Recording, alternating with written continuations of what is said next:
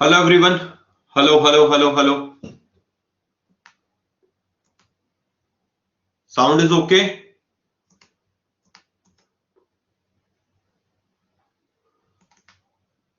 एक सेकंड में PPT show हो जाएगी आपको।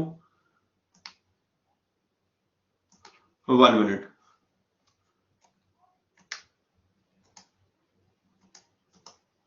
अब जरा देखिएगा पीपीटी शो हो रही है सामने।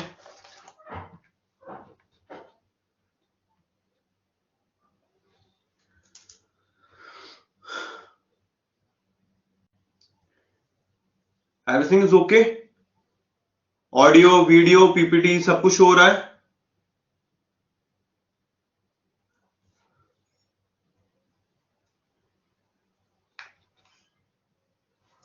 All okay. साउंड ओके है? Sound okay?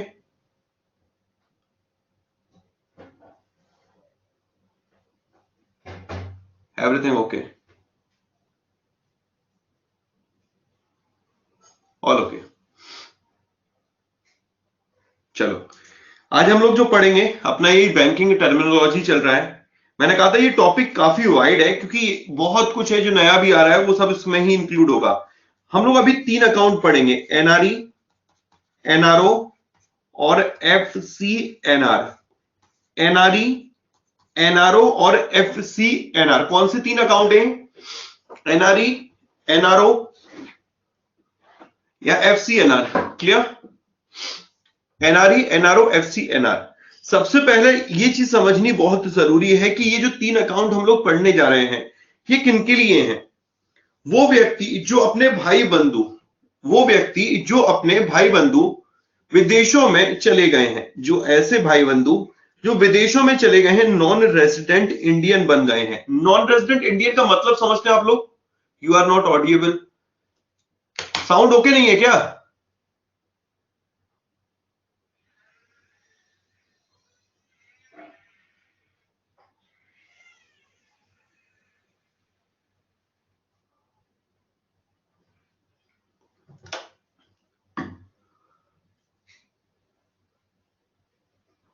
All okay. आप देखो सभी का ओके चल रहा है तो इसका मतलब एक दो को दिक्कत है तो वो इंटरनेट की वजह से होगी।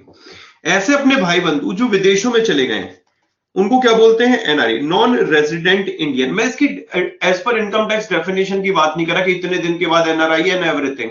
अपने को सिर्फ फोकस इतना करना है कि अपना कोई भाई बंधु है विदेशों में काम की तलाश में गया है, अब सऊदी गया है या दोस्त यूएसए गया है चाहे यूके गया है, जब वो विदेशों में जाएंगे तो वो काम करेंगे और जब काम करेंगे तो मेरे भाई उनको पैसा भी अर्न करेंगे। ओके, जो एनआरआई है अब ऐसे में वो अपने अकाउंट इंडिया में ओपन करा रहे हैं। वो अपने अकाउंट इंडिया में ओपन करा रहे हैं, यानी कि वो जो अकाउंट ओपन करा रहे हैं वो इंडियन बैंक में ओपन करा रहे हैं। तो जो वो इंडियन बैंक में अपने अकाउंट ओपन करा रहे हैं उसमें एक नाम है NRE, non resident external account, NRO और एफसीएनआर अकाउंट। क्लियर है भाई? क्लियर है सभी के?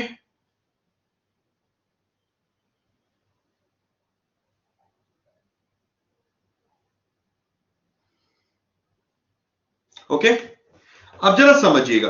मैं आपको 10 सेकंड 1 मिनट का टाइम दे रहा हूं, इतने को रीड कर लो, सवाल मत पूछना, सिर्फ रीड कर लो इसको, फटाफट से इसे रीड कर लो।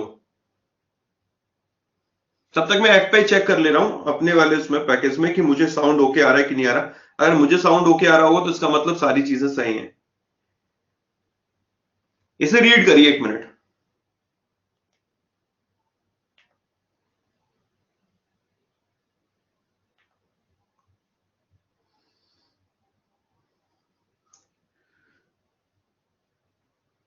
नाबार्ड की पहली क्लास कब हुई थी? नाबार्ड की अभी एक भी क्लास नहीं हुई है।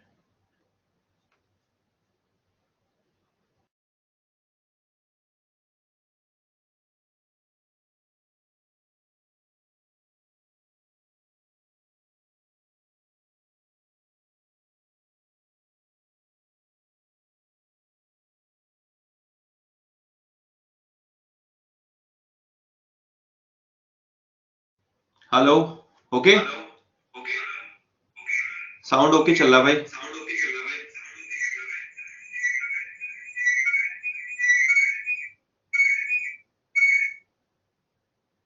पीपीटी भी विजिबल है, साउंड भी ओके। ओके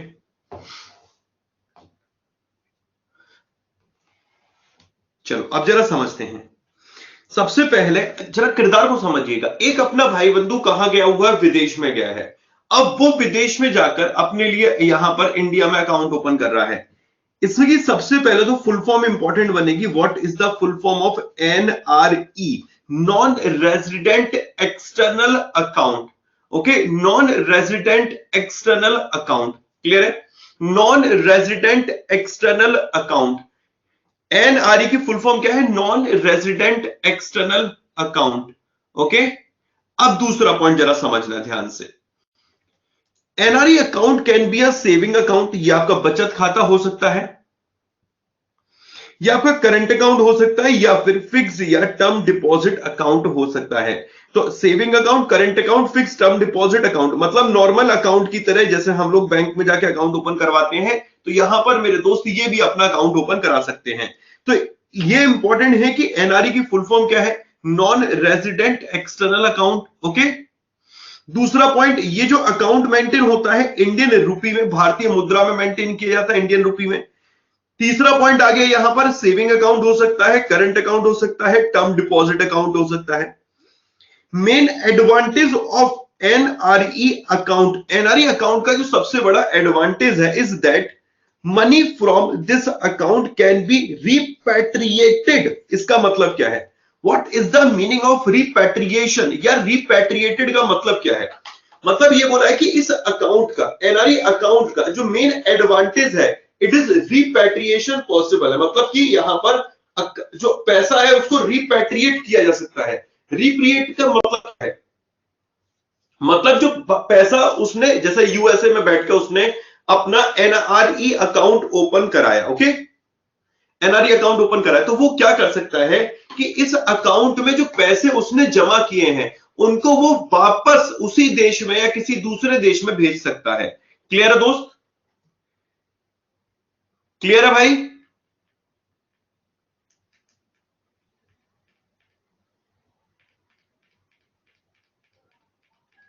क्लियर है सभी के? रिपैट्रिएशन मतलब पैसे निकाल सकता है, पैसे निकाल सकता है, मतलब इसमें आने का भी और जाने का भी है मेरे भाई। ओके, मतलब the main advantage of NRE account is that money from this account can be repatriated, मतलब इससे अकाउंट में पैसा आया है तो इसको वापस ट्रांसफर किया जाता है। Okay, the fund held in this account can be freely send to another country. मतलब फॉर एग्जांपल अगर हम लोग बात करें, ये आपका भाई आशीष गौतम, ये काम की तलाश में विदेश चला गया। अब इसने यहां पर इंडिया में, फॉर एग्जांपल SBI है, कोई भी बैंक है, इसमें अपना NRE अकाउंट ओपन कराया, तो इसमें जो पैसा वो भेजेगा, भाई अब विदेश में होगा तो विदेशी मुद्रा में होगा, लेकिन वो पैसा भेजेगा वो इंडियन रुपी में इसमें रखा जाएगा। ये आपका सेविंग अकाउंट हो सकता है, करंट अकाउंट हो सकता है, टर्म डिपॉजिट अकाउंट हो सकता है।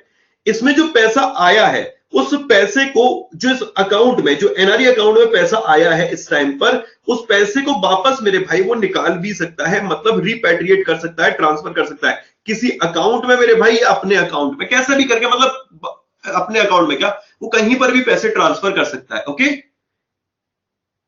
क्लियर है?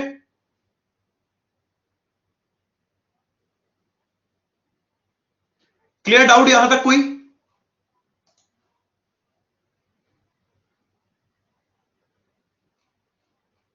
ओके, नेक्स्ट आगे, मनी कैन ऑल्सो बी, इस वाली लाइन को अभी थोड़ी देर के लिए भूल जाना, ये लिखी नहीं है।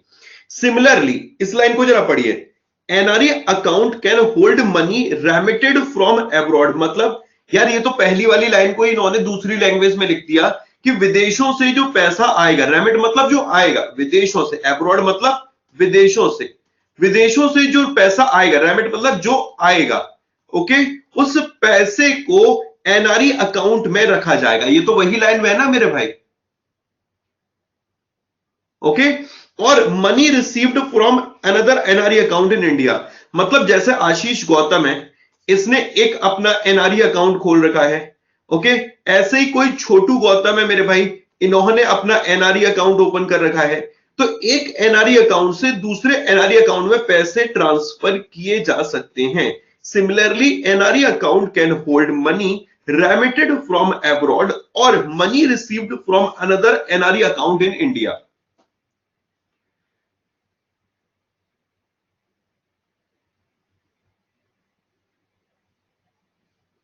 क्लियर है दोस्त?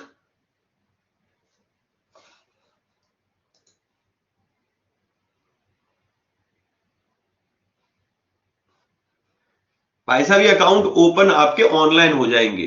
अभी एक न्यूज मैंने पढ़ाई थी स्मॉल फाइनेंस बैंक की, किसी को याद है?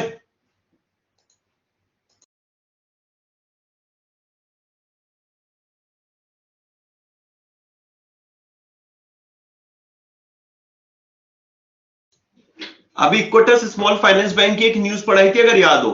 फर्स्ट स्मॉल फाइनेंस बैंक बना है वो उस किस केस में कि जो एनआरआई हैं वो ऑनलाइन अकाउंट ओपन कर सकते हैं। तो पहला स्मॉल फाइनेंस बैंक है इस तरीके की सर्विस देने वाला। ओके, तो मतलब सिंपल सा कहना है, फॉर एग्जांपल अगर हम लोग बात करते हैं कि ये तुम्हारा भाई आशीष गौतम अगर ये विदेश चला गया, ओके, अब पूजा जी ने कहा कि अरे कुछ पैसे हमें यहां पर भी तो चाहिए, आप एक काम करिए अपना यहां पर अकाउंट ओपन कर दीजिए। तो हमने कहा चलिए ठीक है अकाउंट ओपन कर देते हैं। तो इंडिया में एनआरओ अकाउंट ओपन कर दिया हम लोगों ने, ठीक है। एनआरई अकाउंट, कौन सा अकाउंट ओपन कर दिया मेरे भाई? एनआरई अकाउंट ओपन कर दिया। अब इस एनआरई अकाउंट में जो पैसे ट्रांसफर होंगे वो मेरे भाई अब तो चलिए जो भी मुद्रा में वो कर रहे हो लेकिन इंडियन रुपी में रखे जाएंगे। अकाउंट कोई भी हो सकता है, सेविंग अकाउंट हो, करंट अकाउंट हो, कोई भी अकाउंट हो। अब ये जो व्यक्ति है ये क्या कर सकता है, वापस इस एनआरई अकाउंट से पैसे निकाल भी सकता है। मतलब वापस भाई अपना पैसा है वापस निकाल भी सकता है, ठीक है। इंडिया में पैसे ले रहा है वो वापस से मेरे भाई विदेश में भी वो पैसे ले सकता है, ठीक है। अब ये जो हो सकता है कि इसने एनआरई अकाउंट ओपन कराया हो, कोई दूसरा व्यक्ति उन्होंने भी एनआरई अकाउंट ओपन कराया हो, तो एनआरई टू एनआरई भी पैसे ट्रांसफर हो सकते हैं। एनआरई अकाउंट से एनआरई अकाउंट में भी पैसे ट्रांसफर हो सकते हैं। क्लियर है भाई? क्लियर है?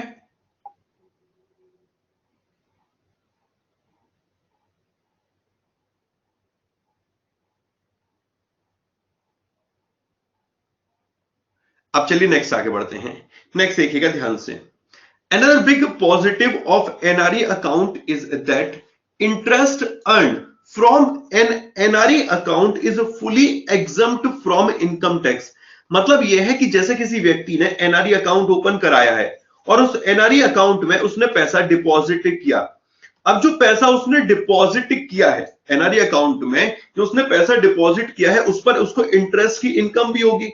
अब इंटरेस्ट की जो इनकम होगी क्या उस पर उसको टैक्स पे करना पड़ेगा? तो आंसर बनता है नो, क्योंकि यहां पर लिखा है एनआरई अकाउंट के केस में fully exempt from income tax। Another big positive of NRE account is that interest earned from this NRE account is fully exam from income tax. मतलब कहने का लॉजिक ये है कि एक फायदा तो ये हो गया कि एनआरई टू एनआरई पैसे ट्रांसफर हो सकते हैं। दूसरा फायदा यहां पर ये हो गया कि एनआरई अकाउंट से मेरे दोस्त रिपैट्रिएशन पॉसिबल है, पैसा वापस निकाला जा सकता है। तीसरा ये आ गया कि ये जो इनकम होगी इनकम टैक्स से बिल्कुल बच जाएगी। मतलब एनआरई अकाउंट में आप पैसा जमा कर रहे हो, आपको इंटरेस्ट इनकम होगी तो वो फुली एग्जाम्प्ट रहेगी, उस पर कोई भी टैक्स नहीं लगेगा। ओके,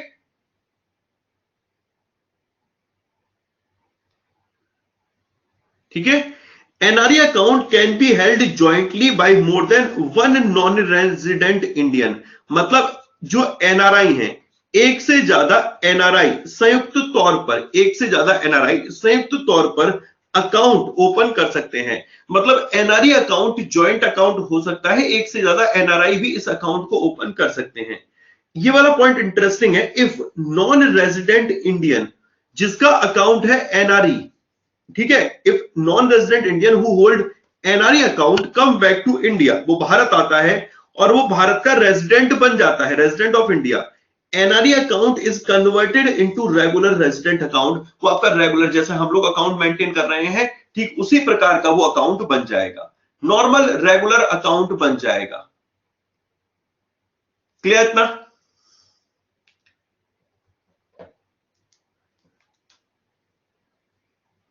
ओनली इंटरेस्ट पर टैक्स नहीं लेगा बेटा, इंटरेस्ट पर ही तो टैक्स लगता है, बाकी पैसे जमा करने पर क्या बैंक टैक्स लेगा?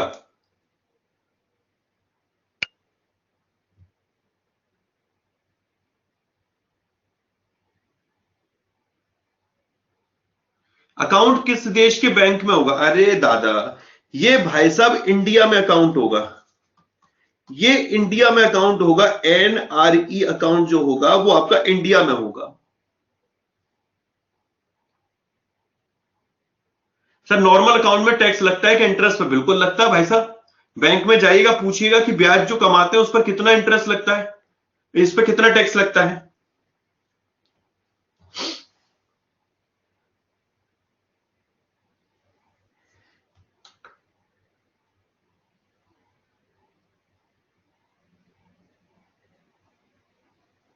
क्लियर हुआ ये?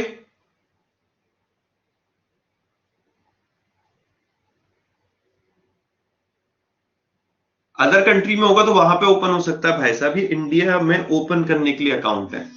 ये कहां पर ओपन करने के लिए? इंडिया में ओपन करने के लिए है।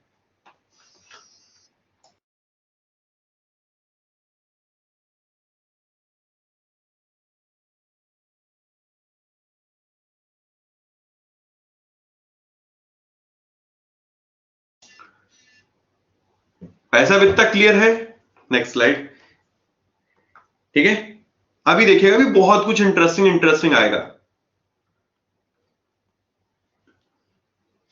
क्यों ऐसा करते हैं, क्यों ओपन करना चाहते हैं, बतेरे सवालों के जवाब आपको मिलेंगे। अभी रुक जाओ, पेशेंस रखो, पूरा टॉपिक कवर होगा। इसमें दोनों टॉपिक पढ़ाऊंगा, एनआरई एनआरओ, तब समझ में और बेहतर आएगा कि इस अकाउंट के फायदे क्या हैं, इस अकाउंट को ओपन करने के फायदे क्या हैं। ओके, चलिए अब आते हैं यहां पर एनआरओ अकाउंट पे। Non resident extern, non resident ordinary account. अभी हम लोगों ने एनआरई पढ़ा था, ये आ गया नॉन रेजिडेंट ऑर्डिनरी अकाउंट। अब ये नॉन रेजिडेंट ऑर्डिनरी अकाउंट क्या है? 1 मिनट का टाइम दे रहा हूं, फटाफट से इसे पढ़ लो, फटाफट से पढ़ लो मेरे भाई इसको।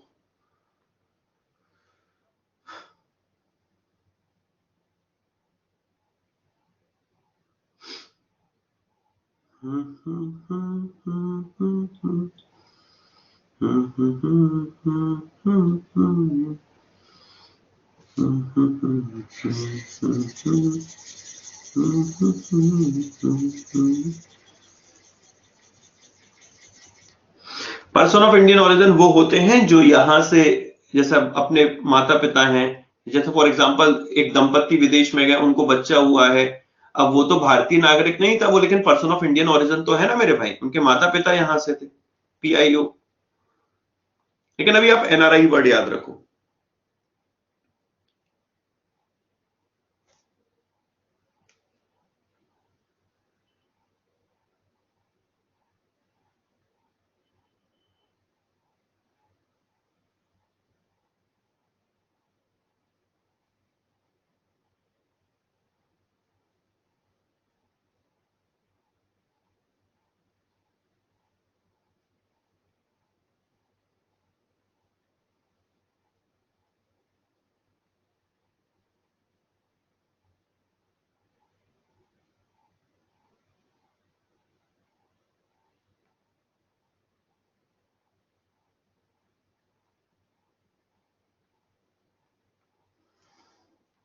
अब जरा समझना,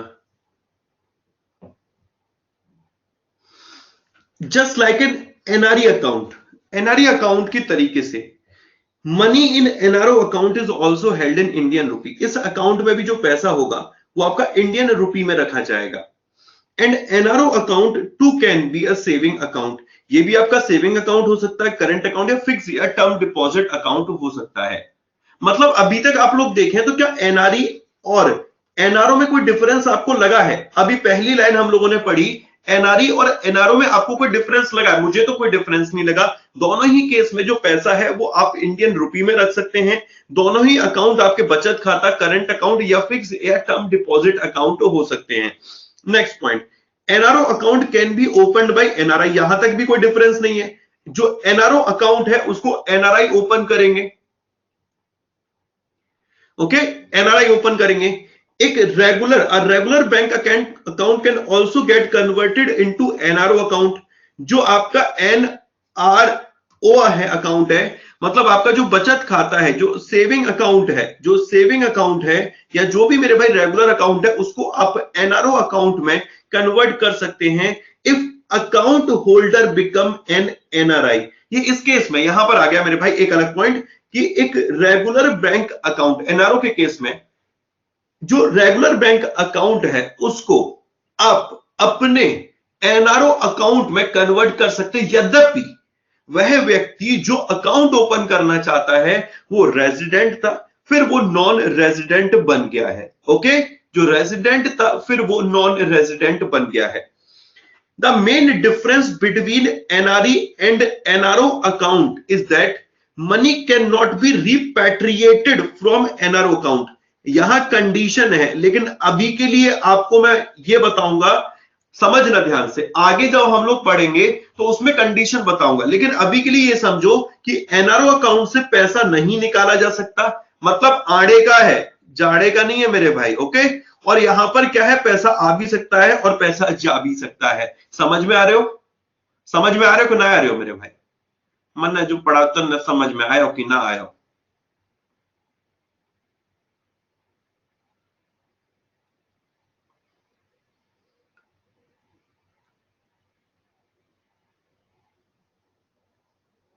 आ रहे हो? चलो अब देखो, फिर दोबारा सुन लो, जब तक सेटिस्फेक्शन नहीं तब तक काम आगे नहीं। मतलब एनआरई अकाउंट में हम लोगों ने क्या पढ़ा था, एनआरई अकाउंट में लिखा था ना, the main advantage of NRE account is that money from this account can be repatriated, पैसा यहां से पैसा निकाला जा सकता है, विदेशों में भेजा जा सकता है, ये हम लोगों ने पढ़ा। लेकिन एनआरओ अकाउंट में हमने क्या कंडीशन पढ़ी है कि जो एनआरओ अकाउंट है इससे पैसा can not be repatriated from NRO account. समझ में आ गया ये वाला? ओके, अब देखो हम लोगों ने एक लाइन और पढ़ी थी यहां पर, ये वाली लाइन को जरा पढ़ेगा, जिसको मैंने बोला था गोला लगवाया था, money can also be transferred from NRE account to NRO account. मतलब एनआरई अकाउंट से पैसा एनआरओ अकाउंट में ट्रांसफर किया जा सकता है और एनआरई अकाउंट से एनआरई अकाउंट में पैसा ट्रांसफर किया जा सकता है। समझ में आया भाई? एनआरई अकाउंट से, अब देखो कुछ बच्चे ऐसे कह रहे होंगे उनके सिर के ऊपर से जा रहा होगा, असल में ये वो बच्चे हैं जिनको मैगी भी 5 सेकंड में बच चाहिए होती है कि मैगी रखे और तुरंत की तुरंत मेरे दोस्त उबाल मार जाए वो और तुरंत की तुरंत हम लोग खा ले, ये वही है। अरे भैया तसल्ली करो, नया टॉपिक है, पहले नहीं पढ़ा होगा ये, चाहे कॉमर्स के विद्यार्थी हो चाहे कोई विद्यार्थी नहीं पढ़ा होगा उन्होंने ये, इसलिए बोल रहा हूं थोड़ा तसल्ली करो, पेशेंस रखो, स्टैंडर्ड है, बहुत स्टैंडर्ड है ये, इसलिए बोल रहा हूं इसको समझने के लिए आपको अपनी उंगलियों को विराम देना पड़ेगा, जो बिल्कुल पक पक पक पक चलती रहती नहीं है मेरे भाई तुरंत की तुरंत, उनको थोड़ा थोड़ा तसल्ली दो, फोकस करो। एनआरई अकाउंट से पैसा एनआरओ अकाउंट में, एनआरई अकाउंट से पैसा एनआरओ अकाउंट में ट्रांसफर किया जा सकता है, कोई रेस्ट्रिक्शन नहीं है, और एनआरई अकाउंट से एनआरई अकाउंट में भी पैसा ट्रांसफर किया जा सकता है। ओके, चलिए नेक्स्ट आगे देखना। अब यार देखो, फिर दोबारा पॉइंट को समझते हैं सारों को। एनआरओ अकाउंट की बात करते हैं। एनआरओ अकाउंट क्या है? जस्ट लाइक एनआरई अकाउंट है, एनआरई अकाउंट है मेरे भाई, ठीक है। एनआरओ अकाउंट भी आपका वो है जिसमें पैसा इंडियन रुपी में रखा जा रहा है। एनआरओ अकाउंट जो हो सकता है वो बचत खाता हो सकता है, करंट अकाउंट हो सकता है, फिक्स या टर्म डिपॉजिट अकाउंट हो सकता है, यहां तक कोई दिक्कत नहीं। NRO account can be opened by NRI और पर्सन ऑफ इंडियन ओरिजिन, यहां तक कोई दिक्कत नहीं। रेगुलर बैंक अकाउंट को एनआरओ अकाउंट में कन्वर्ट कर सकते हैं अगर कोई भी व्यक्ति रेजिडेंट से नॉन रेजिडेंट बन जाता है तो, ठीक है। Main difference between NRE and NRO account is that the money can not be repatriated. मतलब यह है कि एनआरई से तो पैसा जा सकता है मेरे भाई, निकाला जा सकता है, बट एनआरओ से पैसा विदेश में ट्रांसफर नहीं किया जा सकता, रिपैट्रिएशन पॉसिबल नहीं है, रिपैट्रिएशन पॉसिबल नहीं है। Okay, and money held in NRO account has to be used only for local payment in Indian rupee. Oh my god, ये क्या कह दिए?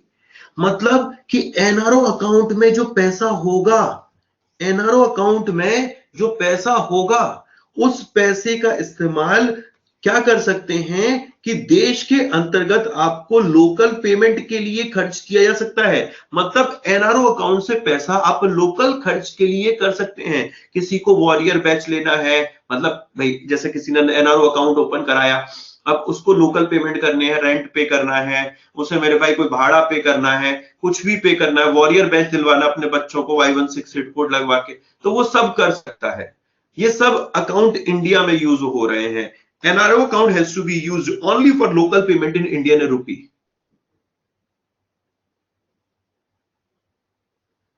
समझ में आया?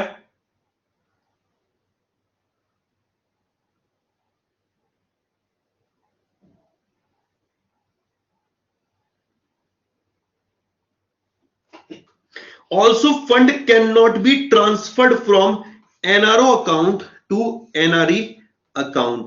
मतलब funds cannot be transferred from NRO account to NRE account. ये समझ में आ गया? मतलब हमने ये देखा यहां पर भाई साहब कि NRE टू NRO हो गया, बट NRO से पैसा NRE में नहीं जा सकता, नहीं जा सकता। समझ में आया?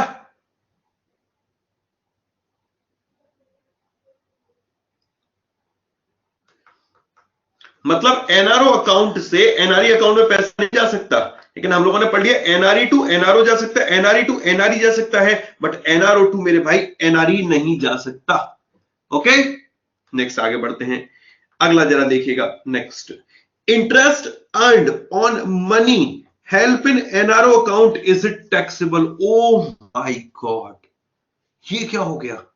मतलब एनआरई अकाउंट में interest was exempt, interest was exempt, was not taxable, but in NRO account interest is not exempt, it is taxable, it is taxable. Okay, it is। अभी कुछ चीजों के लिए भाई साहब कुजूर साहब जरा रुक जाइए, थोड़ा तसल्ली करिए, अभी आगे चल के देखिएगा आप लोगों के जितने सवाल हैं उन सवालों के जवाब आपको खुद ब खुद मिलते चलेंगे। अभी पन्ना पलटना है, ये देखो, एक पन्ना, दो पन्ना, तीन पन्ना, चार पन्ना, अभी रुक जाओ, नेक तनिक रुक जाओ, सब्र कर लो, रुको, ठहरो, ठीक है। Biggest advantage of NRO account is that it can be held jointly with another NRI और even with resident Indian. Oh my god, NRE account को जॉइंटली ओपन कर सकते हैं, बट एनआरआई एनआरआई, लेकिन एनआरओ अकाउंट को jointly NRI के साथ भी कर सकते हैं या फिर आरआई के साथ भी कर सकते हैं। समझ में आया?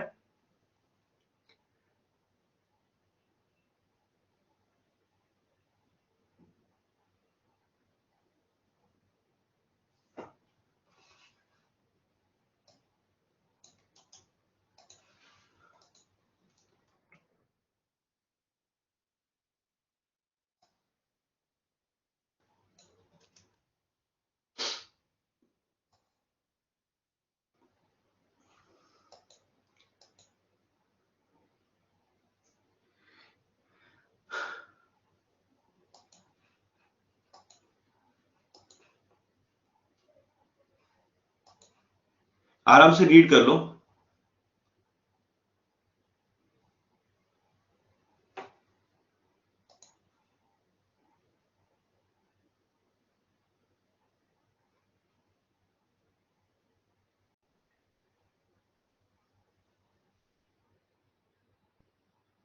मतलब आप देखिए क्या डिफरेंस है, मतलब आप किसी भारतीय नागरिक के साथ मिलकर भी अकाउंट ओपन कर सकते हैं।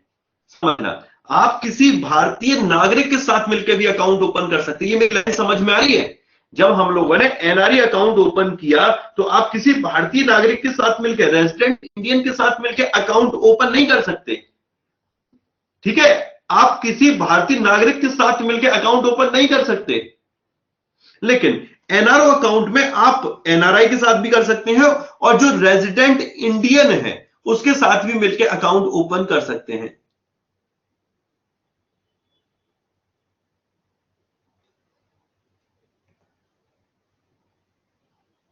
मतलब सिंपल शब्दों में बोले तो एनआरओ अकाउंट कोई भी एनआरआई भारत में कमाए हुए पैसों को जमा करने के लिए रख सकता है। यह आमदनी किराया हो सकती है, पेंशन हो सकती है, कोई दूसरी आमदनी हो सकती है। जो एनआरओ अकाउंट होगा वो फिक्स्ड डिपॉजिट भी हो सकता है, वो मेरे दोस्त आपका सेविंग अकाउंट भी हो सकता है, करंट अकाउंट भी हो सकता है, लेकिन इसमें जो इंटरेस्ट होती है उसको टैक्सेबल होती है। ओके, जो इंटरेस्ट इनकम होती है वो मेरे भाई टैक्सेबल इनकम होती है, टैक्स लगता है उसके ऊपर। ठीक, अब देखो इस केस में if non resident Indian who hold the NRO account, कोई भी नॉन रेजिडेंट इंडियन अगर वो एनआरओ अकाउंट ओपन करता है, एनआरओ अकाउंट होल्ड करता है और वो इंडिया वापस आता है, come back to India, become resident of India, वो भारत का नागरिक बनता है, NRO account is converted into regular resident account, और जो एनआरओ अकाउंट होता है वो आपका रेगुलर रेजिडेंट अकाउंट में कन्वर्ट हो जाता है, किसमें, रेगुलर रेजिडेंट अकाउंट में। समझ में आया इतना? सेम है एनआरआई वाले, एनआरई और एनआरओ अकाउंट में।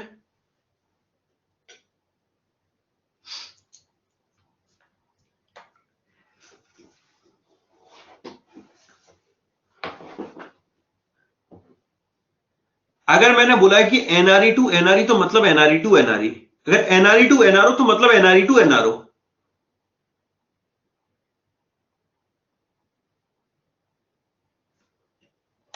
ओके, अब जरा और देखिए और समझ में आएगा इनके बीच का डिफरेंस।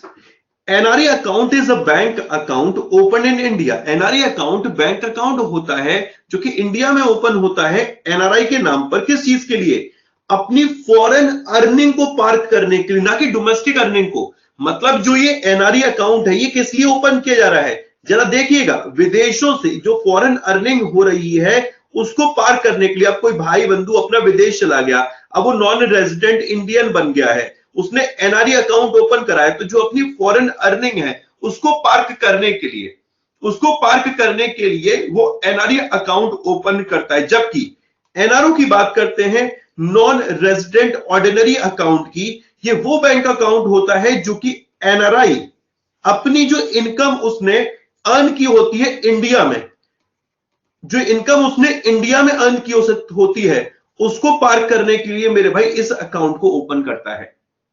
पार्क मतलब होता है अपने पैसे जमा करने के लिए।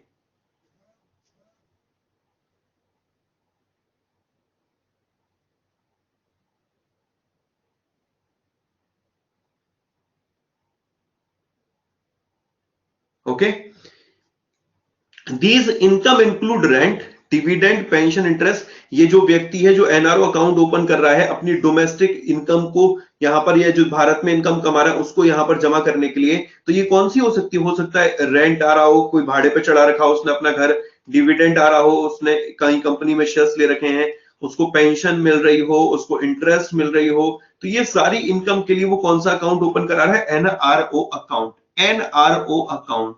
ओके,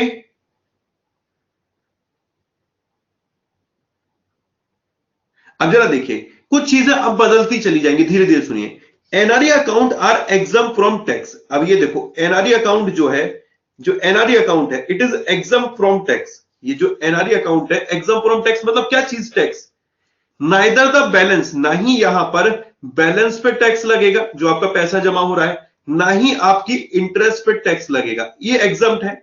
बट एनआरओ अकाउंट की बात करते हैं, ये जो एनआरओ अकाउंट है इसमें जो टैक्स है वो क्या है, कि जो एनआरओ अकाउंट में आप इंटरेस्ट अर्न करेंगे, ना कि बैलेंस, इंटरेस्ट अर्न करेंगे, उस पर as per income tax act 1961 के अकॉर्डिंग 30% ब्याज लगेगा, 30% टैक्स पे करना पड़ेगा।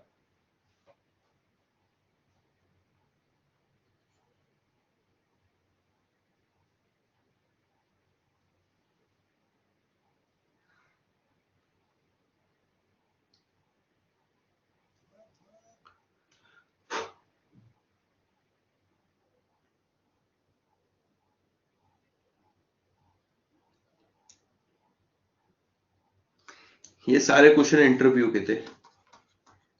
इंटरव्यूअर मेरे दोस्त एसपीआई पीओ, आरआरबी पीओ, ये आईबीपीएस पीओ, इनमें इसी तरीके के ग्रेड बी ऐसे क्वेश्चन पूछता है। और जब वो ऐसे क्वेश्चन पूछता है तो बच्चों को लगता है कि अरे यार ये तो हमने पढ़ा ही नहीं। सर थोड़ा लिखने का टाइम दीजिए प्लीज। अभिजीत अभी मत लिखो, अभी समझो। लिखकर आज तक क्या करे हो, लिखकर क्या करे हो, मोहब्बत करो, पत्र लिखने से काम नहीं चलेगा। जिसको समझना होगा वो तुम्हें समझ जाएगा मेरे भाई। समझ रहे हो, नोट्स बनाने के चक्कर में बाद में रहना, आराम से पहले इसको सुनते रहो, पढ़ते रहो। ओके, सुनते रहो, समझते रहो।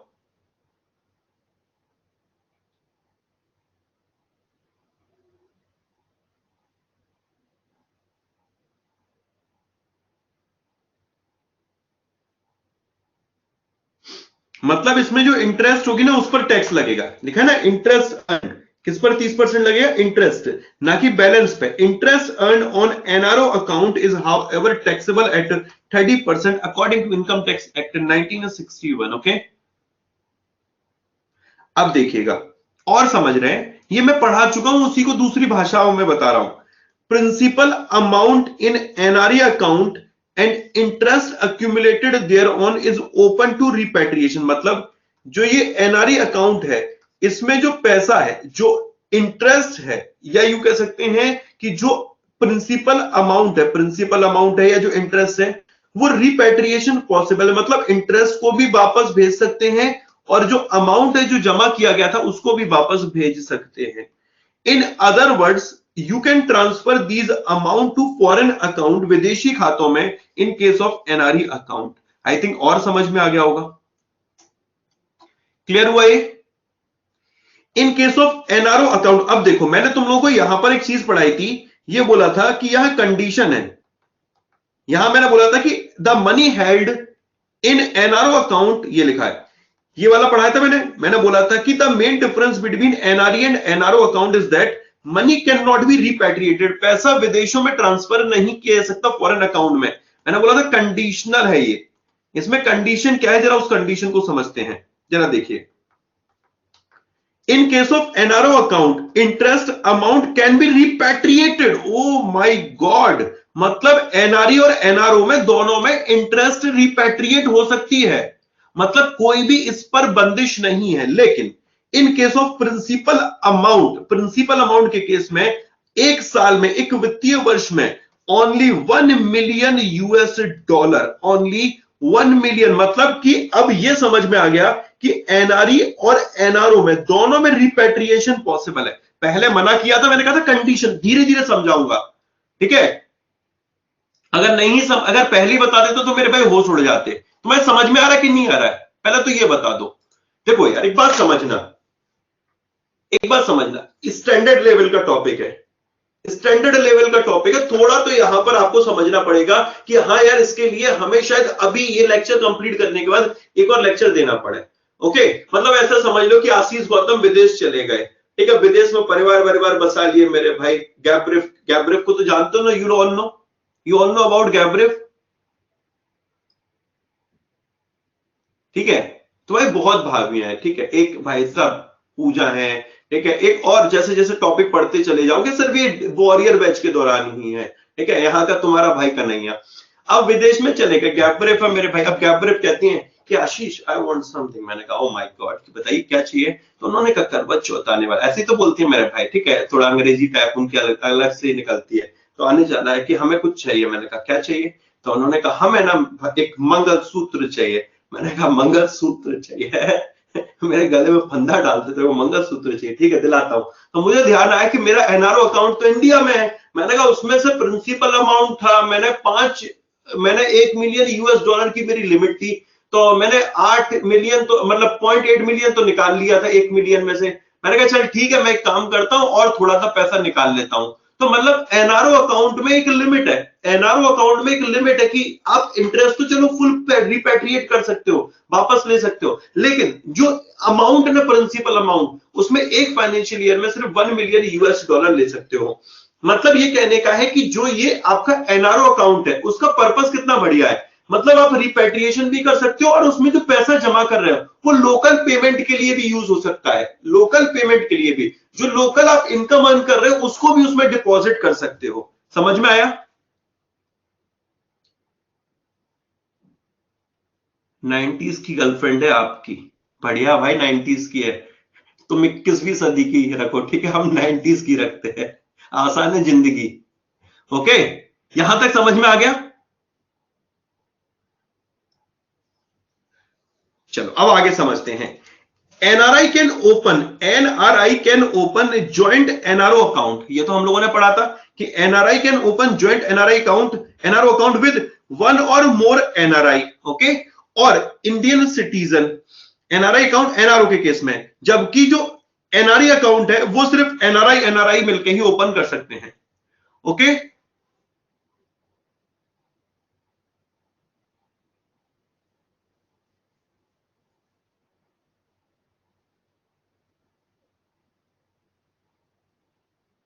वही बात है, घुमा फिरा कर दोबारा बता रहा हूं।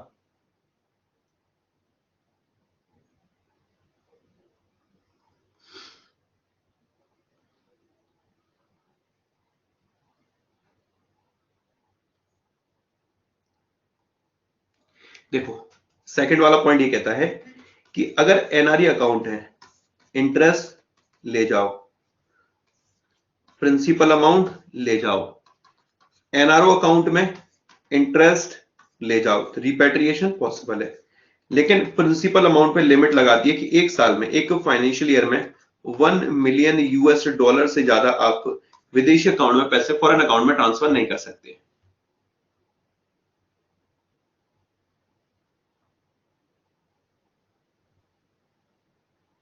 इंटरेस्ट रिपेट्रिएशन मतलब इंटरेस्ट अमाउंट ट्रांसफरेबल है।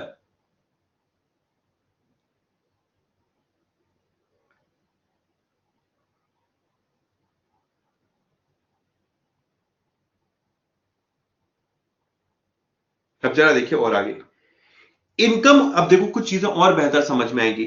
Income originating outside India can be deposited into any of these account, मतलब जैसे विदेशों से पैसा ट्रांसफर, अगर विदेशों में आपने इनकम अर्न करी है तो वो आप जो फॉरेन आपकी लिखा हुआ ना आपकी इनकम ओरिजिनेटिंग आउटसाइड इंडिया, जो विदेशों में आपने इनकम कमाई है फॉरेन इनकम, उसको आप एनआरई अकाउंट में भी डिपॉजिट करा सकते हैं, और फॉरेन इनकम आपने एनआरओ एनआरओ अकाउंट में भी डिपॉजिट करा सकते हैं।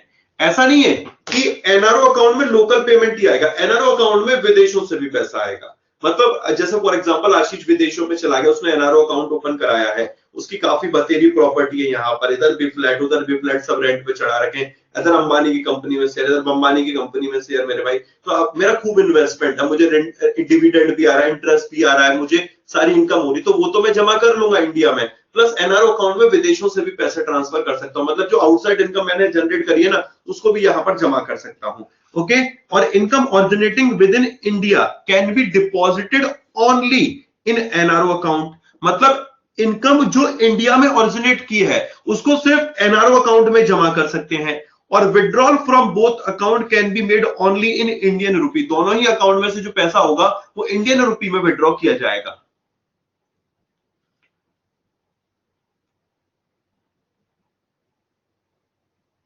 मतलब इंटरेस्ट दोनों में रिपेट्रिएशन पॉसिबल है, यस।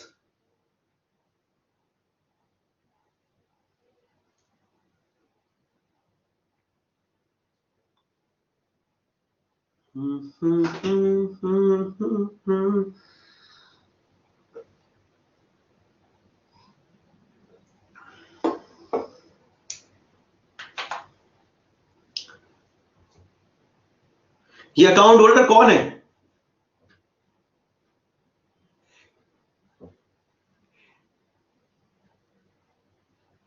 अकाउंट होल्डर कौन है? अब मैं क्या सवाल का जवाब दूं इतनी देर से मेरे भाई? गैब्रेफ है क्या सर? अरे गैब्रेफ एक एग्जांपल है मेरे भाई, गैब्रेफ एक लेडी है।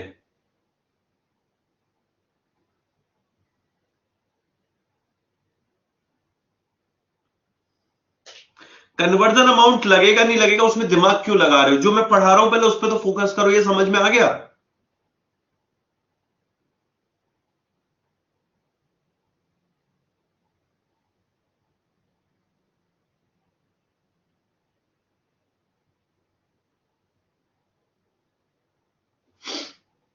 अब देखो, if your total income include income earn in India, अब सोचना, तुम लोग ये देखो कौन किस अकाउंट को ओपन कराना पसंद करेगा। If your total income include income earn in India and you want to manage it within the country, कौन सा अकाउंट कराओगे? NRO, you can opt for NRO account. An NRE account can be opened if you want to transfer your foreign income to India and want to avoid taxation and liabilities, or want to avoid taxation and liabilities. I think clear हो गया होगा।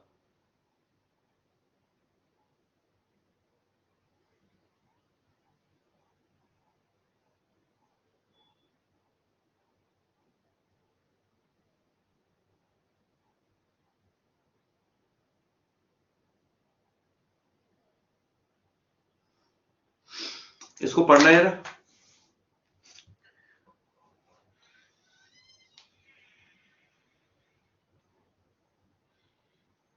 Taxation liability means बेटा interest earn करा, tax लगेगा, उसको avoid करने के लिए एनआरई अकाउंट। बेटा तुम पीओ बनोगी या क्लर्क बनोगी, पैसा छापोगी ना, नोट छापोगी, ठीक है, खूब नोट छापोगी। जब नोट छापोगी तो उस नोट पर इनकम टैक्स पे करना पड़ेगा। उसे अवॉइड करने के लिए आप चार्टर्ड अकाउंटेंट के पास जाओगे, तो अवॉइड टैक्सेशन लायबिलिटीज। ओके,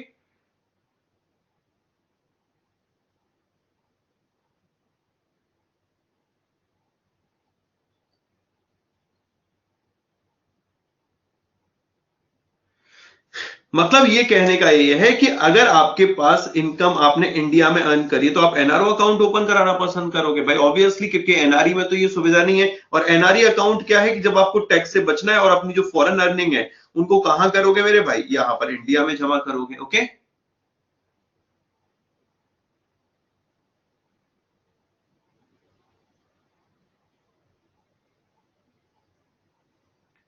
अब जरा देखो, यहां से चीजें क्लियर हो जाएंगी। अगर अब भी क्लियर ना हो तो इसका मतलब तुम्हें लेक्चर दोबारा सुनना पड़ेगा बैठ के। एनआरई की फुल फॉर्म है non resident external account.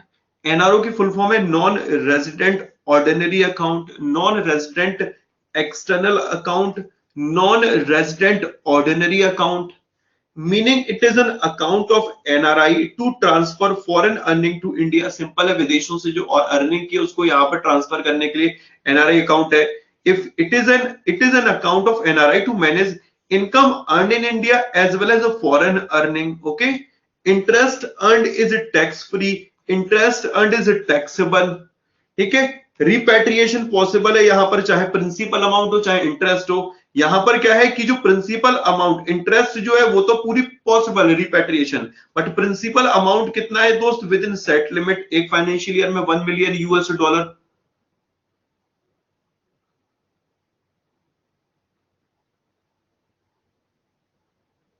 Interest कौन सा, जो इंटरेस्ट कमाया आपने?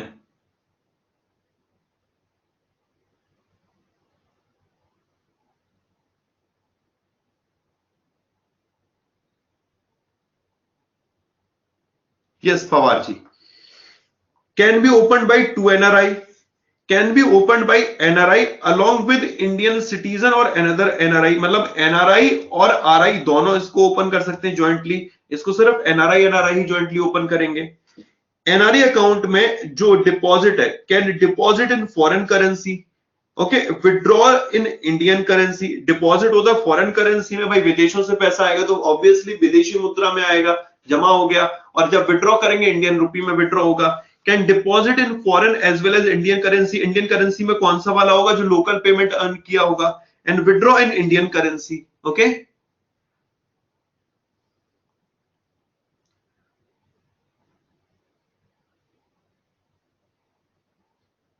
हाँ सुजाता वर्मा जी, बिल्कुल।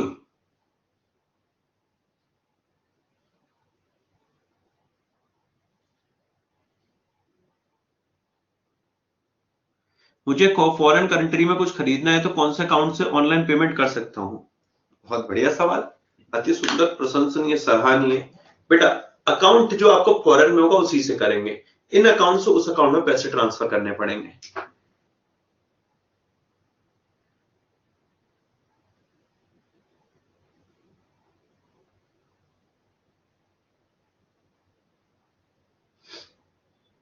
ट्रांसफर किस करेंसी में होगा, जिस देश में आप चाह रहे हैं ट्रांसफर करना, जहां आपका अकाउंट होगा।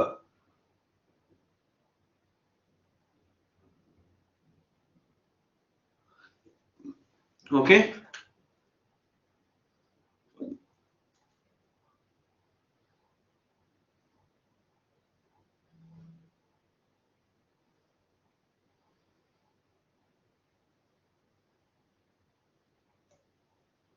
ओके। अब जरा देखिएगा आगे, अगला अकाउंट है foreign currency non resident, FCNR। Foreign currency non resident account कौन सा है? Foreign currency non resident account, FCNR account. अब इंपॉर्टेंट बात यह है कि ये FCNR अकाउंट कौन ओपन कराना पसंद करता, फोकस करना। FCNR अकाउंट कौन ओपन कराना पसंद करता है? 1 मिनट का टाइम देता हूं, उसे रीड करो।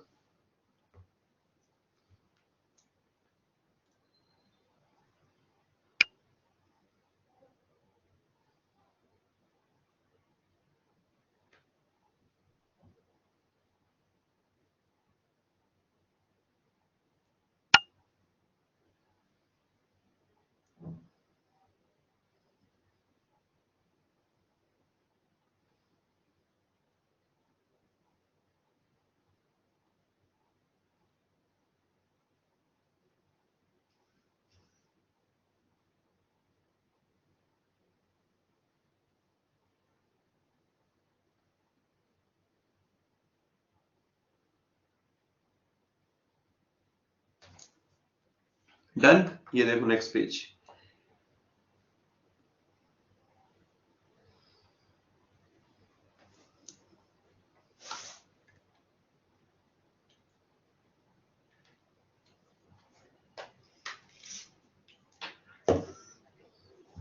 Earn in dollar save in dollar, yes bro. Earn in pound save in pound.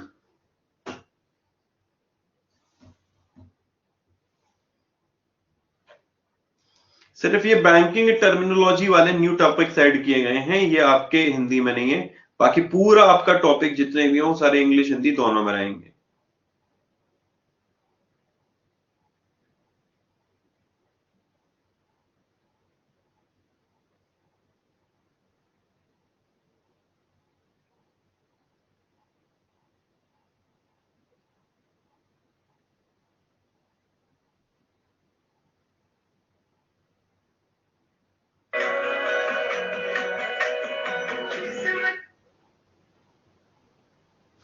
Done. अब जरा समझते हैं इसे, ध्यान से सुनिएगा। एफसीएनआर की फुल फॉर्म है foreign currency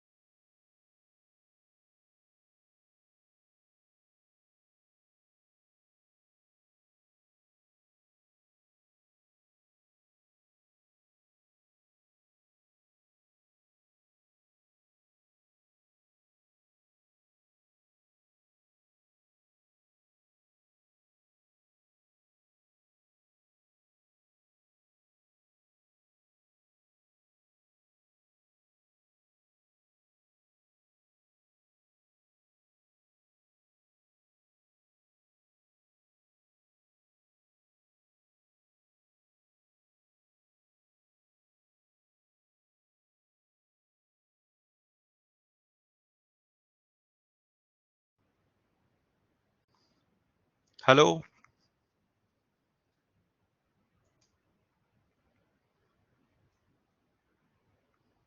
hello hello hello, मेरी आवाज आ रही है? Hello all okay? ओके। तो अब मेरी बात को जरा समझना कि जो एफसीएनआर है इसकी फुल फॉर्म क्लियर है, फॉरेन करेंसी नॉन रेजिडेंट। मेरा सवाल ये था कि इंडियन करेंसी से आप मेरे अकाउंट से मेरे अकाउंट में कैसे पैसे ट्रांसफर करेंगे? क्या आप रुपया गिनते हो क्या ऑनलाइन इंटरनेट पे? गिनते हो क्या? नहीं गिनते ना।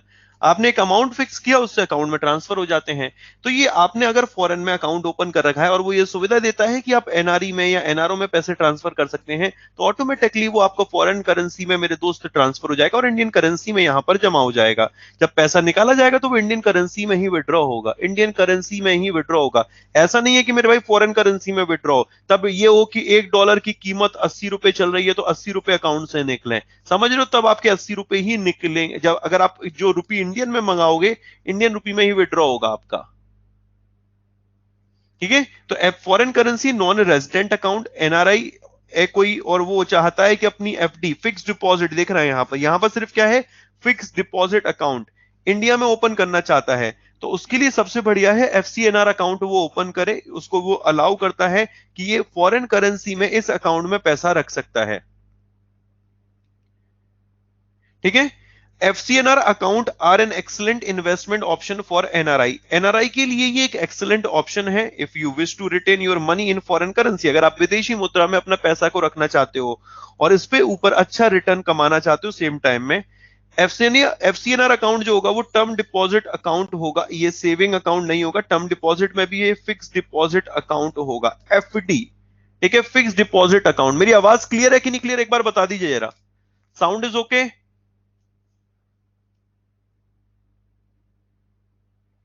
All video audio okay? All video audio okay? चलिए, वेल डन मेरे दोस्त। इसका मतलब जिनका दिक्कत है उनके इंटरनेट में दिक्कत है। Premature withdrawal is allowed by bank, but interest is paid only post completion of 1 year. इस लाइन का मतलब क्या है? इस लाइन का मतलब क्या है मेरे भाई? मतलब ये है कि जैसे आप एफडी कराते हैं तो एफडी में ऐसा नहीं होता जैसे 1 साल की एफडी, 2 साल की एफडी, 3 साल की एफडी। तो इसमें भी यही है कि अगर आपने एफडी कराई है, यू कहें एफसीएनआर अकाउंट ओपन कराया, मतलब फिक्स डिपॉजिट कराया है, तो आपने अगर 1 साल का कराया, 2 साल का कराया, 3 साल का कराया है, तो आप उससे पहले भी पैसा निकाल सकते हो। Pre mature withdrawal is allowed. Pre आप पैसा निकाल सकते हो, बट जो उसमें इंटरेस्ट आपको मिलेगा वो 1 साल कंप्लीट होने के बाद ही मिलेगा। ठीक है, 1 साल कंप्लीट हो जाएगा, उसके बाद ही आपने जो इंटरेस्ट कमाया होगा मेरे भाई, वो 1 साल के बाद ही आपको मिलेगा। ओके, नेक्स्ट आगे। Principal amount of your FCNR deposit and interest you earn thereon is fully repatriable. मतलब इस केस में क्या है एफसीएनआर अकाउंट में, कि जो इंटरेस्ट कमाया है वो भी फुली रिपैट्रिएबल है, आप पूरा ट्रांसफर कर सकते हैं फॉरेन अकाउंट में। और जो आपने प्रिंसिपल अमाउंट डिपॉजिट किया है वो भी फुली रिपैट्रिएबल है। फुली रिपैट्रिएबल है। Okay, it is completely transferable. मतलब रिपैट्रिएबल मतलब transferable. Interest you earn on deposit, your deposit on FCNR account is tax free. मतलब एफसीएनआर अकाउंट में जो इंटरेस्ट अर्न करेंगे वो टैक्स फ्री है। It is not taxable in India. आज का टॉपिक इंटरेस्टिंग है, असल में आज का टॉपिक इंटरेस्टिंग भी है। ये मेरे लिए ये सबसे बेस्ट टॉपिक मैं बोलता हूं जिनका स्टैंडर्ड होता है। क्योंकि अगर आप इन टॉपिक्स को प्रिपेयर करके चलते हैं, प्रिपरेशन इनकी करके चलते हैं, तो आप इंटरव्यूअर के सामने जब बैठे हुए हैं, जब मेंस देने जा रहे हो, वो वो आपको कहीं ना कहीं एक अलग एक्स फैक्टर बना देता है आपको। और अगर इस तरीके के सवाल आएंगे तो शायद वही मुझे लगता है जिन्होंने पढ़ा होगा, अगर खुद से पढ़ने के लिए बैठेंगे तो इन टॉपिक्स को वो कभी नहीं करना पसंद करेंगे क्योंकि समझ में नहीं आएगा। FCNR deposit in the following currency, जो पैसा डिपॉजिट हो सकता है वो किन किन करेंसी में हो सकता है? तो अभी जो अवेलेबल है वो ये ऑप्शन अवेलेबल है: US dollar, pound, euro, yen, Australian dollar, Canadian dollar. Okay,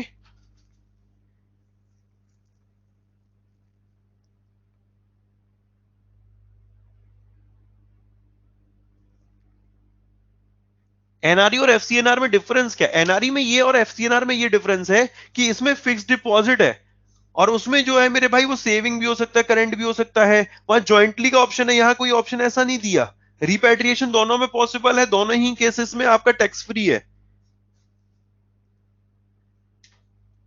लेकिन यहां पर जो पैसा रखा जा रहा है फॉरेन करेंसी में, और फॉरेन करेंसी में आप निकालेंगे।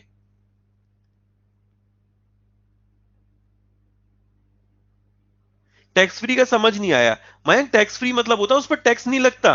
वैसे आप लोग जो बचत खाते में या जो बैंक में आप पैसा जमा करते हो उस पर जो ब्याज कमाते हो उस पर टैक्स भी लगता है। जैसे एनआरओ अकाउंट में मैंने बताया था 30% टैक्स लगता है।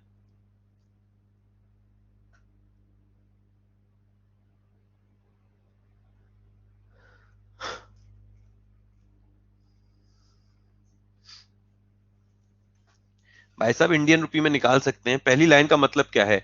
If you are an NRI and wish to maintain FD in India and you can opt for FCNR account that allow you to save earn overseas in foreign currency.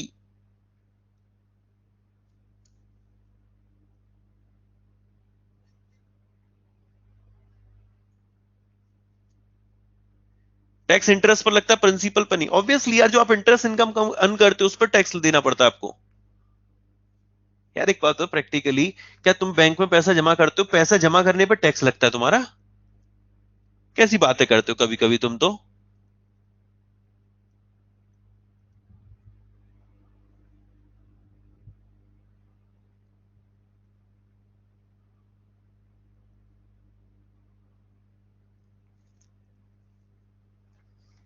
ये foreigner नहीं, ये NRI की बात हो रही है भाई। NRI, NRI, NRI, NRI जो रेजिडेंट इंडियन है, जो विदेशों में चले गए हैं।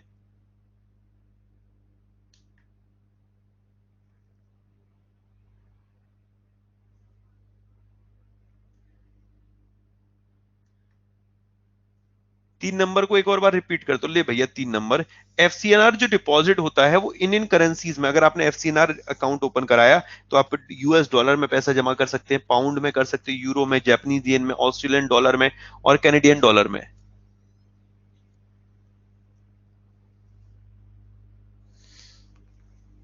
डॉलर का प्राइस चेंज होने से कुछ चीजें चेंज होती है। हमें क्या मतलब डॉलर का प्राइस चेंज हो रहा है? अगर इसने $100 जमा करें तो $100 निकालेगा ना। अब उसका प्राइस कुछ भी हो उससे क्या करना, प्रैक्टिकली समझो ना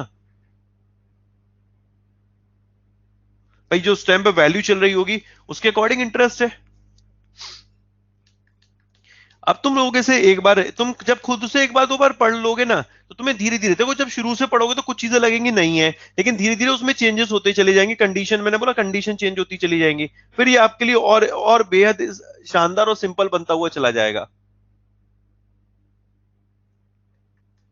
ओके, इसे पढ़ना। मैं दूसरी पीपीटी लगा रहा हूं, जल्दी से दूसरी पीपीटी लगाते हैं, पूरा टॉपिक कवर करते हैं नेक्स्ट आगे का। बैंकिंग टर्मिनोलॉजी आज हमें खत्म करना है।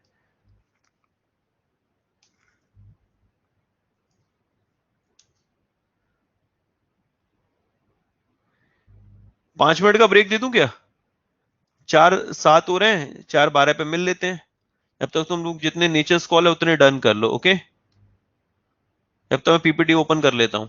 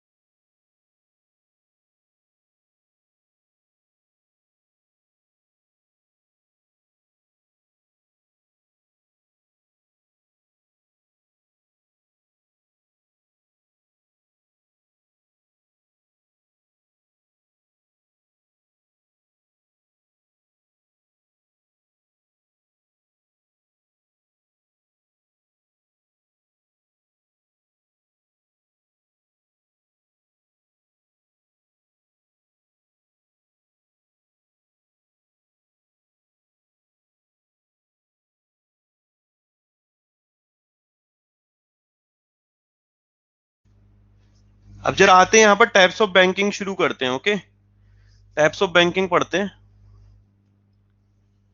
इन पर फोकस करते हैं।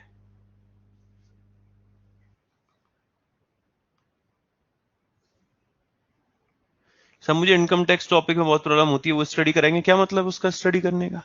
इनकम टैक्स आना है क्या? फिर कहोगे इनकम फ्रॉम हाउस प्रॉपर्टी बताओ, कैपिटल गेन बताओ, है long term capital gain, short term capital gain, है सब चीज पढ़नी। इनकम फ्रॉम अदर सोर्सेज पढ़ाओ, पूरी टैक्सेबल इनकम बताओ, कैसे टैक्स कंप्यूट होता है, सरचार्ज क्या है, फिर सेस क्या है? बेटा जो जरूरत नहीं है उसको क्यों करना? ये महफिल है, महफिल का मजा लो।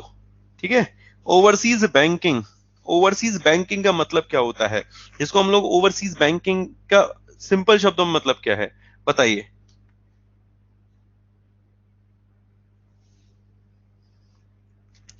जब कभी भी कोई बैंक फॉरेन कंट्री में अपनी ब्रांच को ओपन करता है, this is called overseas banking. इसे क्या बोलते हैं हम लोग? Overseas banking. ओके, मतलब एब्रॉड में, विदेशों में किसी भी भारतीय बैंक के द्वारा ब्रांचेस ओपन करना भारत के लिए क्या होगा मेरे भाई? तो यहां पर कहलाएगा दोस्तों overseas banking. Banking with foreign operation, that means if a domestic bank is working abroad with its many branches, this is called overseas banking. Okay, simple है। जैसे एसबीआई की नेपाल में ब्रांच है तो वो क्या है? ओवरसीज बैंकिंग है। मर्चेंट बैंकिंग क्या होता है? आज के टाइम में मर्चेंट बैंकिंग काफी है मेरे भाई, और हर कोई बैंक की इसको दे रहा है। इसमें होता क्या है कि जो बैंक होते हैं ना, वो जो भी व्यक्ति फाइनेंस लेते हैं उनको कंसल्टेंसी भी प्रोवाइड करता है। ओके, मर्चेंट बैंकिंग मतलब होता है यहाँ पर मुख्य रूप से बड़े निगमों और धनी व्यक्तियों को वित्तीय सलाहें और सेवाएं प्रदान की जाती हैं। तो merchant banking primarily involve financial advice services for large corporation and wealthy individual. तो मर्चेंट बैंकिंग का मतलब क्या होता है कि फाइनेंशियल एडवाइस, जैसे कि फाइनेंसिंग तो कर ही रहे हैं, उसके साथ फाइनेंशियल एडवाइस भी दे रहे हैं। This is called guys what? Merchant banking. Clear हुआ? क्लियर हुआ दोस्त?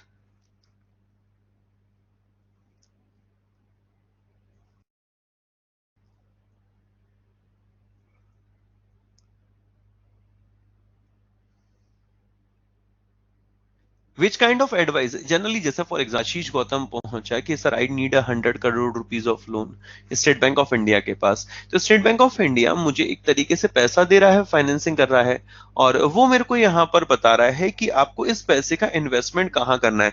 अक्सर क्या होता है, जब कभी भी हम लोग क्या करते हैं, बहुत सारी कंसल्टेंसी फर्म होती है, उनके पास जाते हैं। मैंने बोला कि मुझे कोल्ड स्टोरेज खरीदना है, या मुझे एक ईंटों का भट्टा लगाना है, या मुझे मेरे भाई एक अपार्टमेंट बनाना है। तो वो कहेगा कि अच्छा आपको इन्वेस्टमेंट करना है तो आप ऐसे ऐसे इन्वेस्टमेंट करिए तो ये आपके लिए फायदेमंद होगा। ओके, तो ये क्या है? आपका मर्चेंट बैंकिंग है, वो आपको फाइनेंशियल एडवाइस भी दे रहा है। क्लियर है गाइस?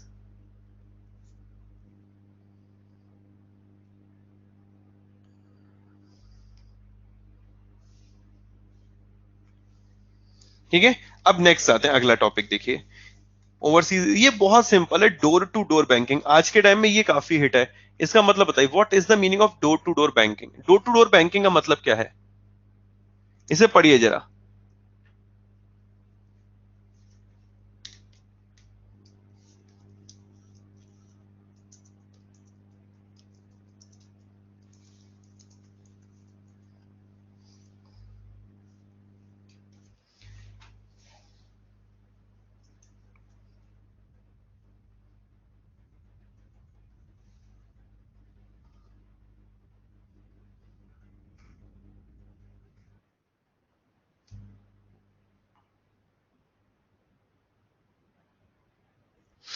यार आप लोगों ने बड़े बड़े बैंक्स के नाम सुने, गोल्डमैन सैच का नाम सुना है, मॉर्गन स्टैनली का सुना होगा, क्रेडिट सूज का नाम सुना होगा।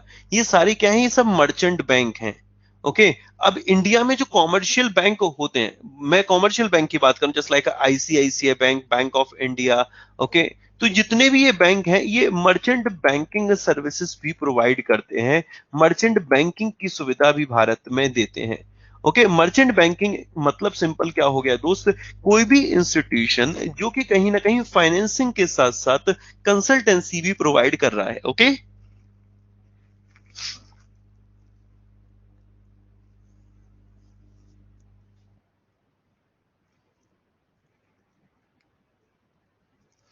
डोर टू डोर बैंकिंग का उदाहरण यह है कि जैसे हम लोगों ने बीसी मॉडल पढ़ा था, अगर आपको याद हो, बीसी मॉडल याद है?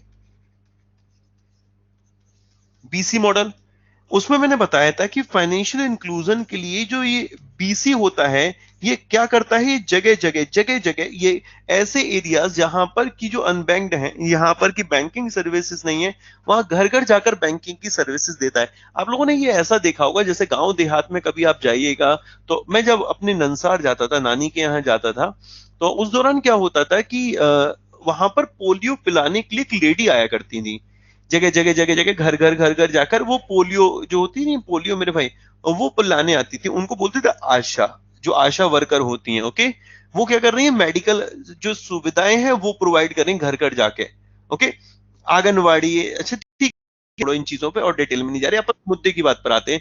ऐसी ये जो बीसी होते हैं, बिजनेस करस्पोंडेंट होते हैं, अभी भी आती होंगी, जो बिजनेस करस्पोंडेंट होते हैं वो क्या करते हैं, घर घर जैसे एईपीएस की सुविधा दे रहे हैं, लोगों के अकाउंट ओपन करवा रहे हैं, लोगों को बैंकिंग सुविधाएं दे रहे हैं, उनका नाम अकाउंट आधार से लिंक करा रहे हैं। तो ये कौन जाते हैं, बिजनेस करस्पोंडेंट। इसको बोलते हैं door to door banking. Doorstep banking means to deliver banking and financial services at doorstep of a common man. The business correspondent model for financial inclusion is an example of a door-to-door banking. Okay? समझ में आ गया? आधार enable payment system भी इसका ही एक उदाहरण है मेरे भाई, डोर टू डोर बैंकिंग का। वैसे तो आधार एनेबल पेमेंट सिस्टम के माध्यम से आप भी, हम भी सब पैसे ट्रांसफर कर सकते हैं, लेकिन उसमें एक छोटा सा पार्ट है बीसी का भी। ग्राहक सेवा केंद्र डोर टू डोर, ये क्लियर हुआ?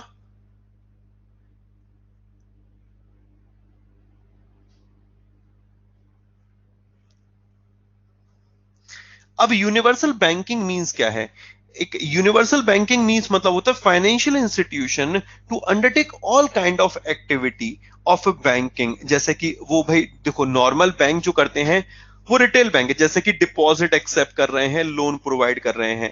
लेकिन इसके अलावा बैंक क्या करते हैं, बैंक का इंश्योरेंस फैसिलिटी भी देते हैं कि आप क्या कर सकते हैं कि हमारे यहां से इंश्योरेंस कंपनी के प्रोडक्ट को खरीद सकते हैं। वो म्यूचुअल फंड भी आपको अवेलेबल करा रहे हैं कि आप क्या करें, आपको आइडिया नहीं है थोड़ा बहुत कि कहां पर किस मार्केट में किस स्टॉक में इन्वेस्टमेंट करना चाहिए, तो आप म्यूचुअल फंड में इन्वेस्टमेंट कर रहे हैं, बैंक भी सुविधा आपको दे रहा है। क्रेडिट कार्ड आपको जारी करके दे रहा है मेरे भाई, ओके। वो आपको मर्चेंट बैंकिंग भी दे रहा है, कंसल्टेंसी, इन्वेस्टमेंट बैंकर भी है एक तरीके से। अब ये देखो दोस्त, एसबीआई, अभी हाल फिलहाल एसबीआई ने एक लोन दिया है, किसके लिए दिया है, आप लोग अगर देखते हैं यहां पर, अभी जो नोएडा इंटरनेशनल एयरपोर्ट है उसके लिए भी लोन दिया है, ये हम लोगों ने देखा था। तो एक ऐसा बैंक जो कि सिर्फ सेविंग एक्सेप्ट करने के अलावा, लोन प्रोवाइड करने के अलावा all kind of banking activities कर रहा है, वो यूनिवर्सल बैंक। अब यूनिवर्सल बैंक का काम आज के वक्त में एसबीआई भी कर रहा है, एचडीएफसी बैंक भी कर रहा है, जो जितने भी बड़े बड़े बैंक हैं वो भारत में मेरे भाई यूनिवर्सल बैंक के तौर पर यहां पर काम कर रहे हैं। लेकिन अभी हाल फिलहाल यूनिवर्सल बैंक के लिए 4 एप्लीकेंट आए हैं, ये मैं पढ़ाऊंगा आप लोगों को, ओके। 4 एप्लीकेंट आए हैं और इन 4 एप्लीकेंट को लाइसेंस दिया जाएगा नहीं दिएगा वो एक अलग बात है, लेकिन अभी हम लोगों ने करंट अफेयर्स में पढ़ा था कि 4 बैंक नए हैं जिनको स्मॉल फाइनेंस बैंक के लिए जो एप्लीकेंट हैं, और 4 जो नए हैं वो मेरे भाई यूनिवर्सल बैंक के लिए एप्लीकेंट हैं, कि यूनिवर्सल बैंक का ही काम करेंगे, ओके, यूनिवर्सल बैंक के तौर पर ही काम करेंगे। और ये इन दोनों के लिए, इनकी एप्लीकेशन को रिव्यू करने के लिए एक कमेटी बनाई गई थी। उस कमेटी के हेड का नाम क्या है, किसी को आइडिया है? कि यूनिवर्सल बैंक और स्मॉल फाइनेंस बैंक को लेकर एप्लीकेशन को रिव्यू करने के लिए एक कमेटी बनाई गई थी, 1 महीने पहले ही पढ़ाया था मैंने आपको ये करंट अफेयर्स में। इनका नाम है श्यामला गोपीनाथ। अच्छा, एक छोटा सा सवाल पूछ रहा हूं, प्लीज यार सच सच बताइएगा, कितने ऐसे स्टूडेंट हैं जो मॉर्निंग 7 AM करंट अफेयर्स नहीं देखते हैं? मॉर्निंग 7 AM करंट अफेयर्स नहीं देखते हैं?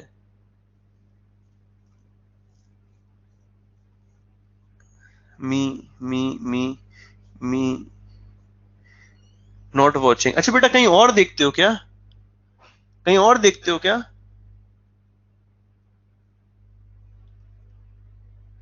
No sir, I watch regular, yes sir. बहुत बढ़िया भाई, सुबह करंट अफेयर्स देखा करो यार, सुबह 7 बजे तुम्हारे एक भाई साहब हैं आशीष गौतम, वो पढ़ाते हैं, काफी शानदार सेशन है, उसको देखो, ठीक है। एज इट इज क्वेश्चन मिल जाएंगे, एज इट इज क्वेश्चन मिल जाएंगे, ओके। नेक्स्ट आगे यूनिवर्सल बैंकिंग क्लियर हो गया। अब आते हैं यहाँ पर वर्चुअल बैंकिंग पे। वर्चुअल बैंकिंग का मतलब क्या होता है? Virtual banking means carrying out banking activities without visiting a bank branch. जो आज के टाइम में आप लोगों ने जब वॉरियर बैच परचेज किया होगा Y168 कोड लगा के 78% डिस्काउंट के साथ, तो मेरे भाई आपने क्या किया? वर्चुअल बैंकिंग, आपने बैंक महापैक लिया होगा Y168 कोड लगा के मेरे भाई, तो आपका वो क्या था? ऑनलाइन जब पेमेंट किया होगा वर्चुअल बैंक। जैसे आप होता क्या है अक्सर आप लोग अब तो अमेजोन वगैरह पे आप किसी को गिफ्ट विफ्ट देने तो जाते नहीं है, अमेजोन पे किसी का एड्रेस डाल दिया, उनके घर पे गिफ्ट पहुंचा दिया। अब ये जो ऑनलाइन पेमेंट किया ये किसका उदाहरण है सर? वर्चुअल बैंकिंग का उदाहरण है। Mobile banking, online banking, ATM, ठीक है, telephone banking, all are the example of the virtual bank. Okay, Amazon, या एग्जैक्टली मेरे भाई। फोन बैंकिंग, जैसा फोन बैंकिंग नहीं IMPS वगैरह आप यूज करते हैं, *99# यूज कर रहे हैं, ठीक है। तो virtual banking means carrying out banking activities without visiting a bank branch. This include telephone banking, online banking, ATM banking, mobile banking. Okay. Narrow banking क्या होता है कि जब कभी भी देखो, अभी हम लोगों ने गवर्नमेंट सिक्योरिटी नहीं पढ़ा है, जब मैं गवर्नमेंट सिक्योरिटी पढ़ाऊंगा तो और बेहतर समझ में आ जाएगा। असल में एक बात बताना, बहुत सिंपल सी बात पूछ रहा हूं आप लोगों को कि जैसे कि ये आप हैं या मैं हूं, आपके पास पैसा या मेरे पास जो पैसा है, हमारे पास दो ऑप्शन है, या तो अपने फादर को या मदर को दे दें, या फिर अपनी गर्लफ्रेंड को या बॉयफ्रेंड को दे दें। आप कहां पैसा देना पसंद करेंगे मेरे भाई? सच सच बताइए, कहां पर पैसा देना पसंद करेंगे? Mummy papa, parents, parents, parents, parents. जो लोग जोड़े में देख रहे हो ना, देख लो मेरे भाई तुम्हारा पार्टनर कैसा है। ठीक है, तुम पे ट्रस्ट ही नहीं करता मेरे भाई, बिल्कुल भी तुम पे ट्रस्ट नहीं करता। ठीक है, पेरेंट्स, पेरेंट्स, पेरेंट्स, पेरेंट्स, बस बहुत बढ़िया। पेरेंट्स क्यों मेरे भाई? ये सिक्योर है, ठीक है, ये बेवफा नहीं होंगे। यहाँ मेरे दोस्त बेवफाई हो सकती है, यहाँ हो सकती है बेवफाई, तुमने पैसा दिया, चलो बाबू हम लोग ना एक ज्वाइंट अकाउंट ओपन करते हैं आगे भविष्य के लिए, और बाबू ने मेरे भाई कहीं और ही ज्वाइंट अकाउंट ओपन कर लिया, तो तुम्हारा तो पैसा मेरे दोस्त डूब जाएगा ना। समझ रहे हो? तुम बस यही सोचते रहे बाबू ने थाना थाया कि नहीं थाया, और बाबू मेरे भाई कॉन्टिनेंटल से चाइनीज से लेके मेरे भाई सब चल रहा है। समझ रहे हो? नहीं समझ रहे तो दिक्कत में आ जाओगे। ओके, तो ऐसे में तुमने क्या सोचा? वो जगह सोची जहां पर कहीं ना कहीं पैसा सिक्योर है। इसको बोलते हैं हम narrow banking. Okay, narrow banking, when a bank places its fund only in risk free asset like it is called narrow banking। जब कभी भी बैंक अपने पैसे को ऐसी जगह इन्वेस्टमेंट करता है जहां पर जो कि रिस्क फ्री है मेरे दोस्त, वो क्या कहलाता है? नैरो बैंकिंग का उदाहरण है। क्लियर है? समझ में आया ये?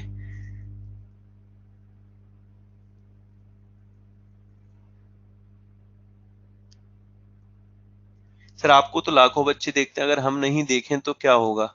ऐसा ना बोलो यार, आपको क्या फर्क पड़ेगा?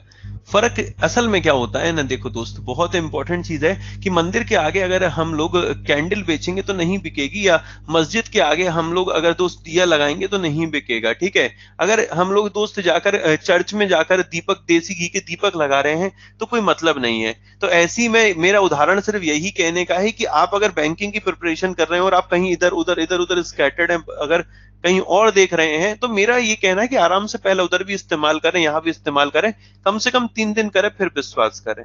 ओके, सही जगह पर राइट टाइम में राइट प्लेस पर राइट डिसीजन लेना बहुत जरूरी होता है, और कहीं ऐसा ना हो कि जब चिड़िया चुग जाए खेत तो तब क्या फायदा। ओके, तो अपने लिए तो सिर्फ एक स्टूडेंट जरूरी है, अपना ये नहीं है कि 1 लाख है तो अपना टारगेट यही है कि मेरे दोस्त और बेहतर और बेहतर और बेहतर।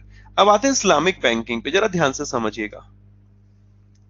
असल में दोस्त, मैं उन लोगों से पूछना चाह रहा हूं जहां यहां पर जितने मेरे मुस्लिम बहन भाई हैं, क्या आपके यहां पर जो आपके यहां पर ब्याज लेना और ब्याज देना क्या पाप है क्या?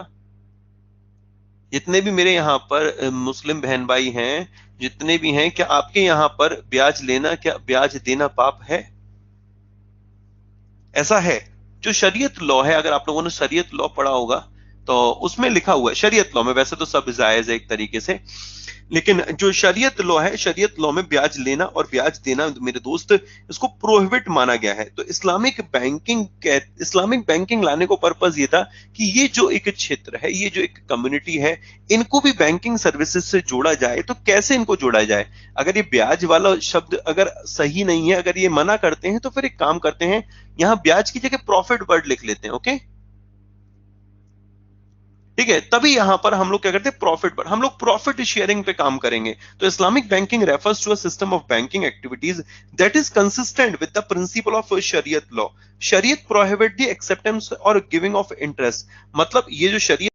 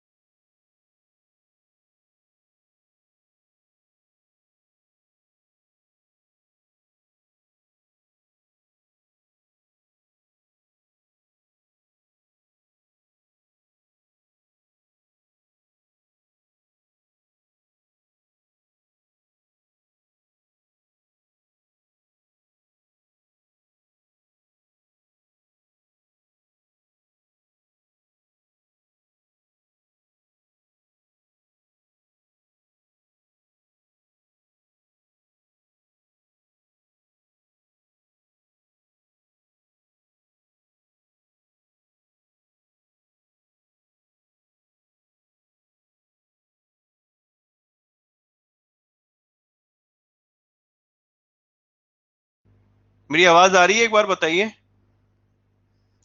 अरे असल में कॉल आ गया मेरे भाई, जिस नंबर से इंटरनेट चला रखा था उसी नंबर पे कॉल आ गया, तो उसी इसी वजह से बीच में ही रुक गया था। तो यहां पर क्या है कि ये टू फंडामेंटल प्रिंसिपल है इस्लामिक बैंकिंग के, एक तो ये है कि प्रॉफिट शेयर करेंगे, लॉस शेयर करेंगे, बट इंटरेस्ट लेना और इंटरेस्ट देना यहां पर पाप है। ओके, समझ में आ गया मेरे भाई, इंटरेस्ट देना यहां पर पाप है।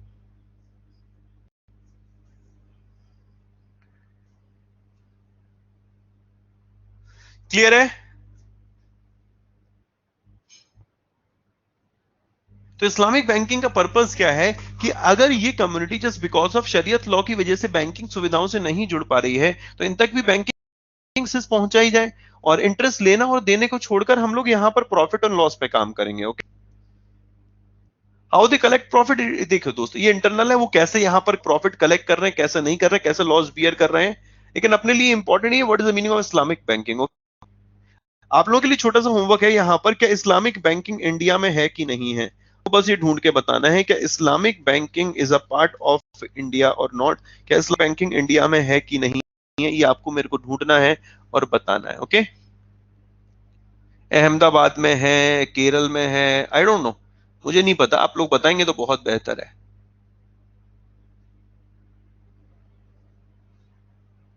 ठीक है, अब जरा आगे आते हैं। एनपीसीआई के हमारे प्रोडक्ट हो गए थे यहां पर, और तो यहां पर एक और चीज पढ़ते हैं, ये है केवाईसी। केवाईसी बहुत इंटरेस्टिंग टॉपिक है, केवाईसी को जरा समझना, फिर मैं इसमें थोड़ा और डिटेल समझाऊंगा।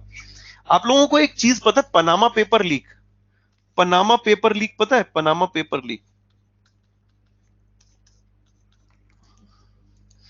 यस नो, यस नो, क्या होता है ये, सुना सुना है। इसमें पाकिस्तान के पूर्व प्रधानमंत्री का भी नाम रहा था, और इसी में है, इसी ही में मेरे दोस्त अमिताभ बच्चन का नाम भी उठा था, अगर किसी को भी थोड़ा बहुत याद हो। ठीक है, बट अगर याद नहीं है तो भी कोई दिक्कत नहीं है। पहले तो आप केवाईसी पढ़ लो, 1 मिनट के लिए केवाईसी पढ़ लो।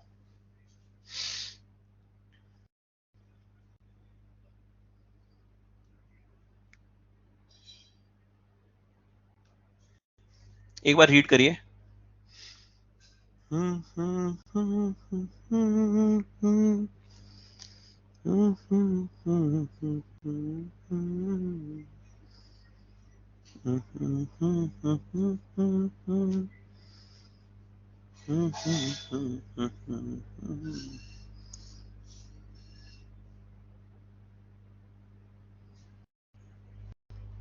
गुनगुनाओ मत सर, डिस्टर्ब हो रहा है, सॉरी।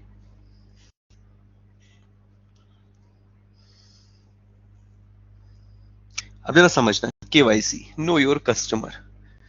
असल में होता क्या है कि कुछ कंपनीज होती हैं जो सिर्फ पेपर पे होती हैं। पेपर पे कैसे, इनको जरा समझना और आगे और बढ़िया तरीके से। एक कंट्री है, इसका नाम है पनामा। इन कंट्री को बोला जाता है कंट्री, या इन कंट्रीज को बोलते हैं हम लोग, या ऐसे कंट्री या तो टैक्स बिल्कुल जीरो है, या फिर नॉमिनल है। नॉमिनल यानी कि नाम मात्र का है, इनको बोलते हैं टैक्स है कंट्रीज। कौन नहीं चाहेगा इन कंट्रीज में अपना पैसा इन्वेस्ट करना? प्रैक्टिकली बताइए। अगर आपको अगर you if you earn 1 CR और आपके 1 CR 32 लाख रुपीज सिर्फ टैक्स में जाने वाले हैं, 32 लाख रुपए, कमाया कितना? 68 लाख रुपए। अब मेरे भाई ये 32 लाख बचाने के लिए आप क्या करें? चलो ये तो चलो टैक्स में जाने वाले छोड़ो, इसका तो अलग ही चीज है, जेन्युइन है, ये तो जाएंगे ही जाएंगे अगर वो नोन है। इसमें जैसे कि आप लोगों ने प्लान करी है, आपके पास काला धन है, बहुत काला धन है, अब आप उसे व्हाइट मनी में कन्वर्ट करते हैं, आप क्या करते हैं?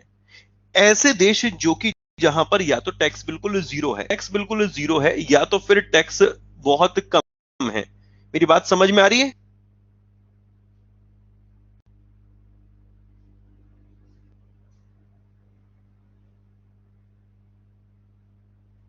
आवाज तो नहीं कट रही ना?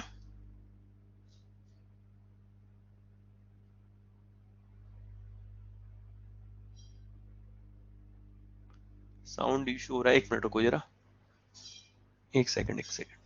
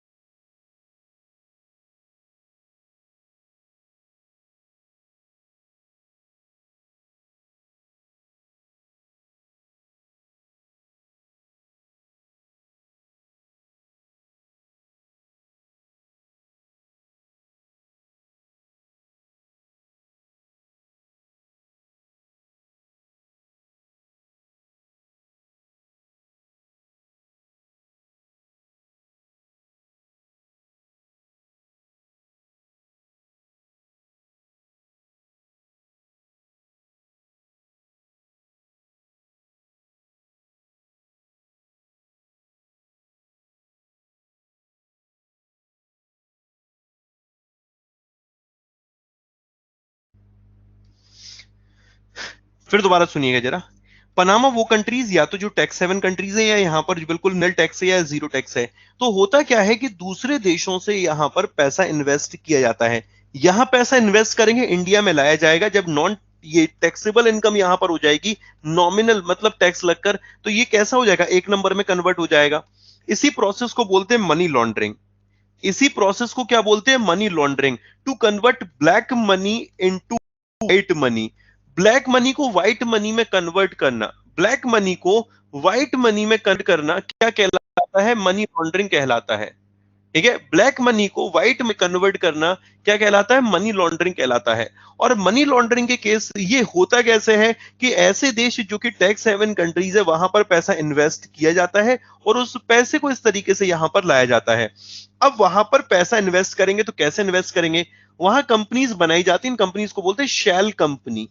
शेल कंपनी मतलब जो कि सिर्फ पेपर पे है, जो सिर्फ पेपर पे है, वो मेरे भाई है ही नहीं, असलियत में है नहीं कंपनी, वो सिर्फ पेपर में है। उन कंपनीज में क्या हो रहा है कि भाई प्रॉफिट भी हो रहा है, एम्प्लॉय को भी पैसा दिया जा रहा है, सारे खर्चे किए जा रहे हैं, लेकिन वो कंपनी है ही नहीं, वो कंपनी एग्जिस्टेंस में है ही नहीं मेरे भाई। इन कंपनीज को क्या बोलते हैं? शेल कंपनीज बोलते हैं। ओके, और इन्हीं को लेके यहां पर एक रूल बनाया गया, KYC, नो योर कस्टमर, कि जब इंडियन अकाउंट में पैसा आएगा तो वो जो अकाउंट होल्डर होगा, होता है कि ये अकाउंट होल्डर ही नहीं है मेरे भाई, फेक नेम से अकाउंट ओपन किए जा चुके हैं। अब जब फेक नेम से अकाउंट ओपन किए जाएंगे तो उसमें ट्रांजैक्शन होंगे। अब ट्रांजैक्शन क्यों किए जा रहे हैं फेक नेम से? उसका पर्पस सिर्फ इतना है कि इस पैसे को इंडिया में निकाला जा सके।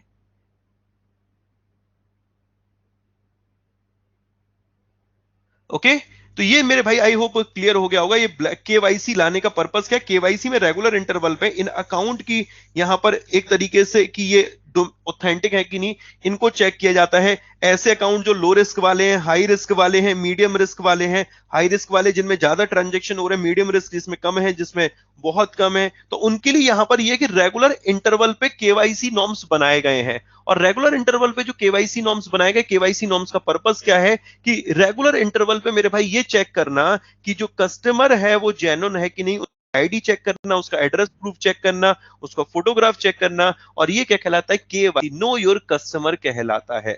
ओके, नो योर कस्टमर कहलाता है। समझ में आया? क्लियर हुआ? अब ये मनी लॉन्ड्रिंग की 3 स्टेजेस होती हैं, सिर्फ स्टेजेस के नाम याद रख लो, आपके एग्जाम में नेम पूछे जाते हैं। एक नाम है प्लेसमेंट, एक वर्ड है प्लेसमेंट होता है, फिर लेयरिंग होती है, और फिर होता है इंटीग्रेशन।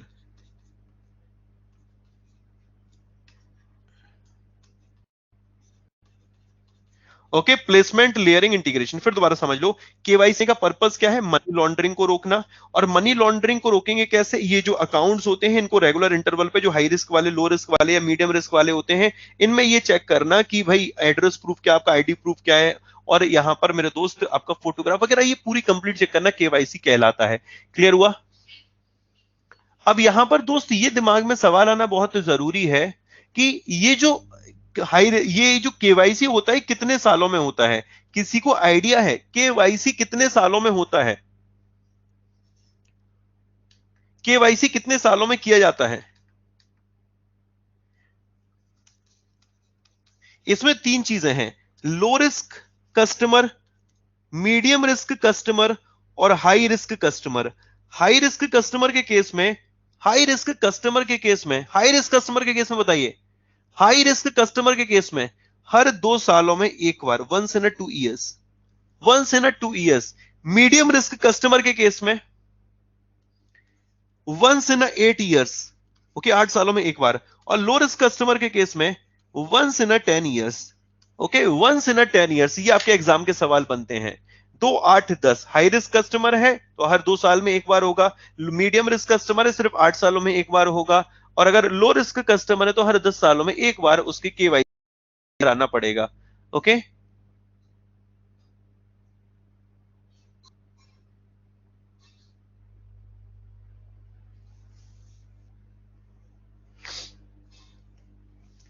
तो ये अपना केवाईसी होता है, नो योर कस्टमर, हम लोगों का ये कंप्लीट होता है। टाइप्स ऑफ बैंकिंग अपना कंप्लीट है। एनपीसीआई के हम लोगों ने प्रोडक्ट पढ़ लिए, रुपए भीम, आईईपीएस, और भी चीजें आती रहेंगी, और भी चीजें मैं कराऊंगा। भारत बिल पे हो गया है, सीटीएस हो गया था हम लोगों का कंप्लीट, भारत आधार पे हो गया, एनआईपीएल हो गया है, आरटीजीएस हो गया है। एनईएफटी के में हम लोगों ने इंडो नेपाल रेमिटेंस फैसिलिटी पढ़ लिया था, आईएस सर्विस पढ़ ली थी, आईएफएससी कोड, एमआईसीआर कोड पढ़ लिया था। ठीक है, इसके बाद हम लोगों ने बैंक का बैलेंस पढ़ लिया था। ठीक है, टाइप्स ऑफ एटीएम हम लोगों के कंप्लीट हो गए थे, कौन कौन से टाइप के एटीएम है, और बैंकिंग सॉल्यूशन वो बताऊंगा। स्विफ्ट रह गया है, स्विफ्ट पढ़ना है। स्विफ्ट से पहले यहां पर ये नच, नच नेशनल ऑटोमेटेड क्लियरिंग हाउस से रिलेटेड एक डेटा अभी न्यूज में चल रहा है। क्या डेटा चल रहा है इससे रिलेटेड अभी? कि 1 अगस्त 2021 से 1 अगस्त 2021 से नज will be available into 365 days, और ये 365 डेज अवेलेबल हो जाएगा। अब ये हॉलीडेज वगैरह पे वर्क नहीं करता है, अब से ये हॉलीडेज वगैरह पे भी वर्क करेगा। ओके, मैंने ये दोस्त आई थिंक सो 1 दिन पहले पढ़ाया था, कल भी पढ़ाया था वीकली एमसीक्यू में। रिस्क फ्री असेट क्या होता है? ऐसे संपत्तियां वहां पर निवेश करना जहां पर आपका पैसे के डूबने के चांसेस कम है, जैसे कि सरकारी प्रतिभूति, गवर्नमेंट सिक्योरिटी। ओके, अब नच क्या है? नेशनल ऑटोमेटेड क्लियरिंग हाउस एक सेंट्रलाइज सिस्टम है। असल में है क्या कि जैसे कि आप लोग जानते हैं कि जो बल्क पेमेंट होता है लाइक पेंशन, ओके, या यूं कहें कि जो रिंग पेमेंट होता है, उसके लिए एक सिस्टम यूज किया जाता है, वो है NACH, national automated clearing house. National automated clearing house, जैसे फॉर एग्जांपल, अच्छा कैसे, कितने लोग ऐसे हैं जिनके घर लोन पर है, उसकी किस्त कटती है?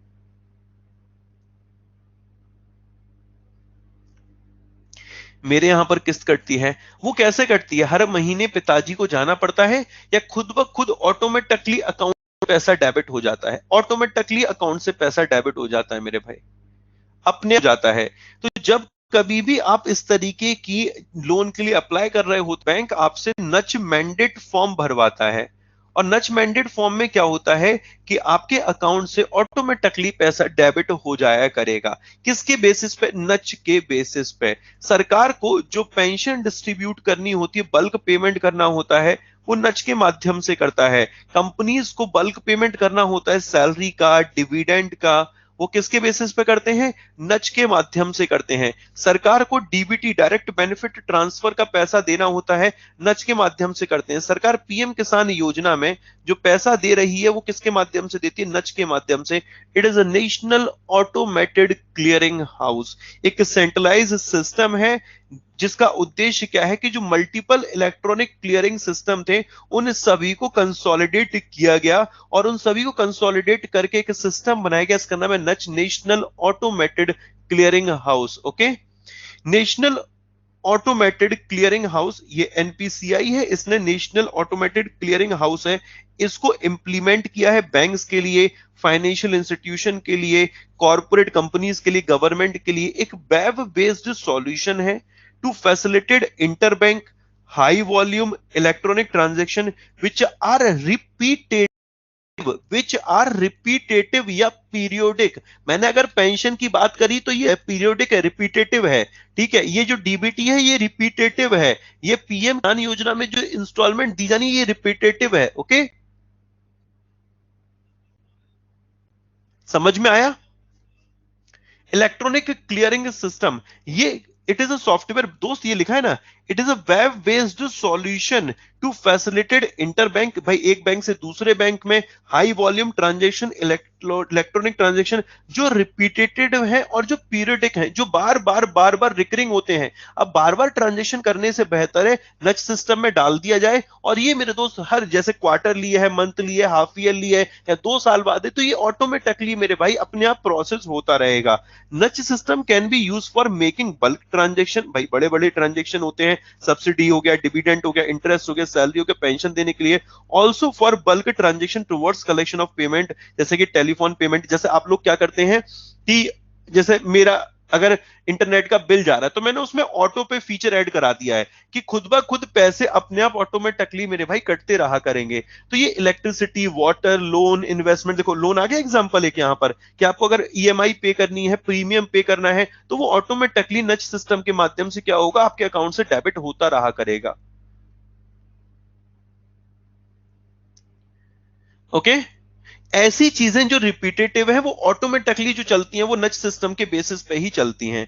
ओके, नच एक और अच्छी चीज देखिए, ये है एपीवी सिस्टम, नच आधार पेमेंट ब्रिज। इसको भी एनपीसीआई ने डेवलप किया है। ये गवर्नमेंट और गवर्नमेंट एजेंसी को जो डीबीटी होता है, डायरेक्ट बेनिफिट ट्रांसफर स्कीम होती है, उसके लिए इसको बनाया गया आधार पेमेंट ब्रिज सिस्टम। नच आधार पेमेंट ब्रिज सिस्टम किसके लिए? गवर्नमेंट और गवर्नमेंट एजेंसी के लिए है, डीबीटी के माध्यम से पैसे ट्रांसफर करने के लिए। APB system has been successfully channelizing the government subsidy benefit intended to beneficiary using, मतलब क्या है कि आधार पेमेंट ब्रिज सिस्टम के माध्यम से क्या होगा कि जो भी डीबीटी पहुंचानी है या जो भी सब्सिडी पहुंचानी है उसको आधार नंबर के माध्यम से यहां पर पहुंचाया जाता है। इसमें गवर्नमेंट डिपार्टमेंट, जो बैंक हैं, जो बेनिफिशियरी, उन सभी का इससे लिंक होना बहुत जरूरी है। APB system link the government department, there bank on one side and beneficiary bank and beneficiary on the other side। Shweta Pawar कह रही सर थोड़ा फास्ट हो रहा है।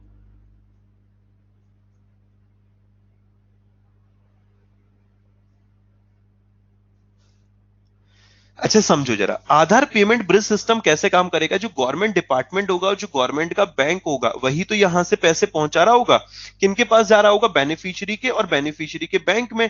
तो उन दोनों को लिंक करने का काम किसका है? आधार पेमेंट ब्रिज सिस्टम का।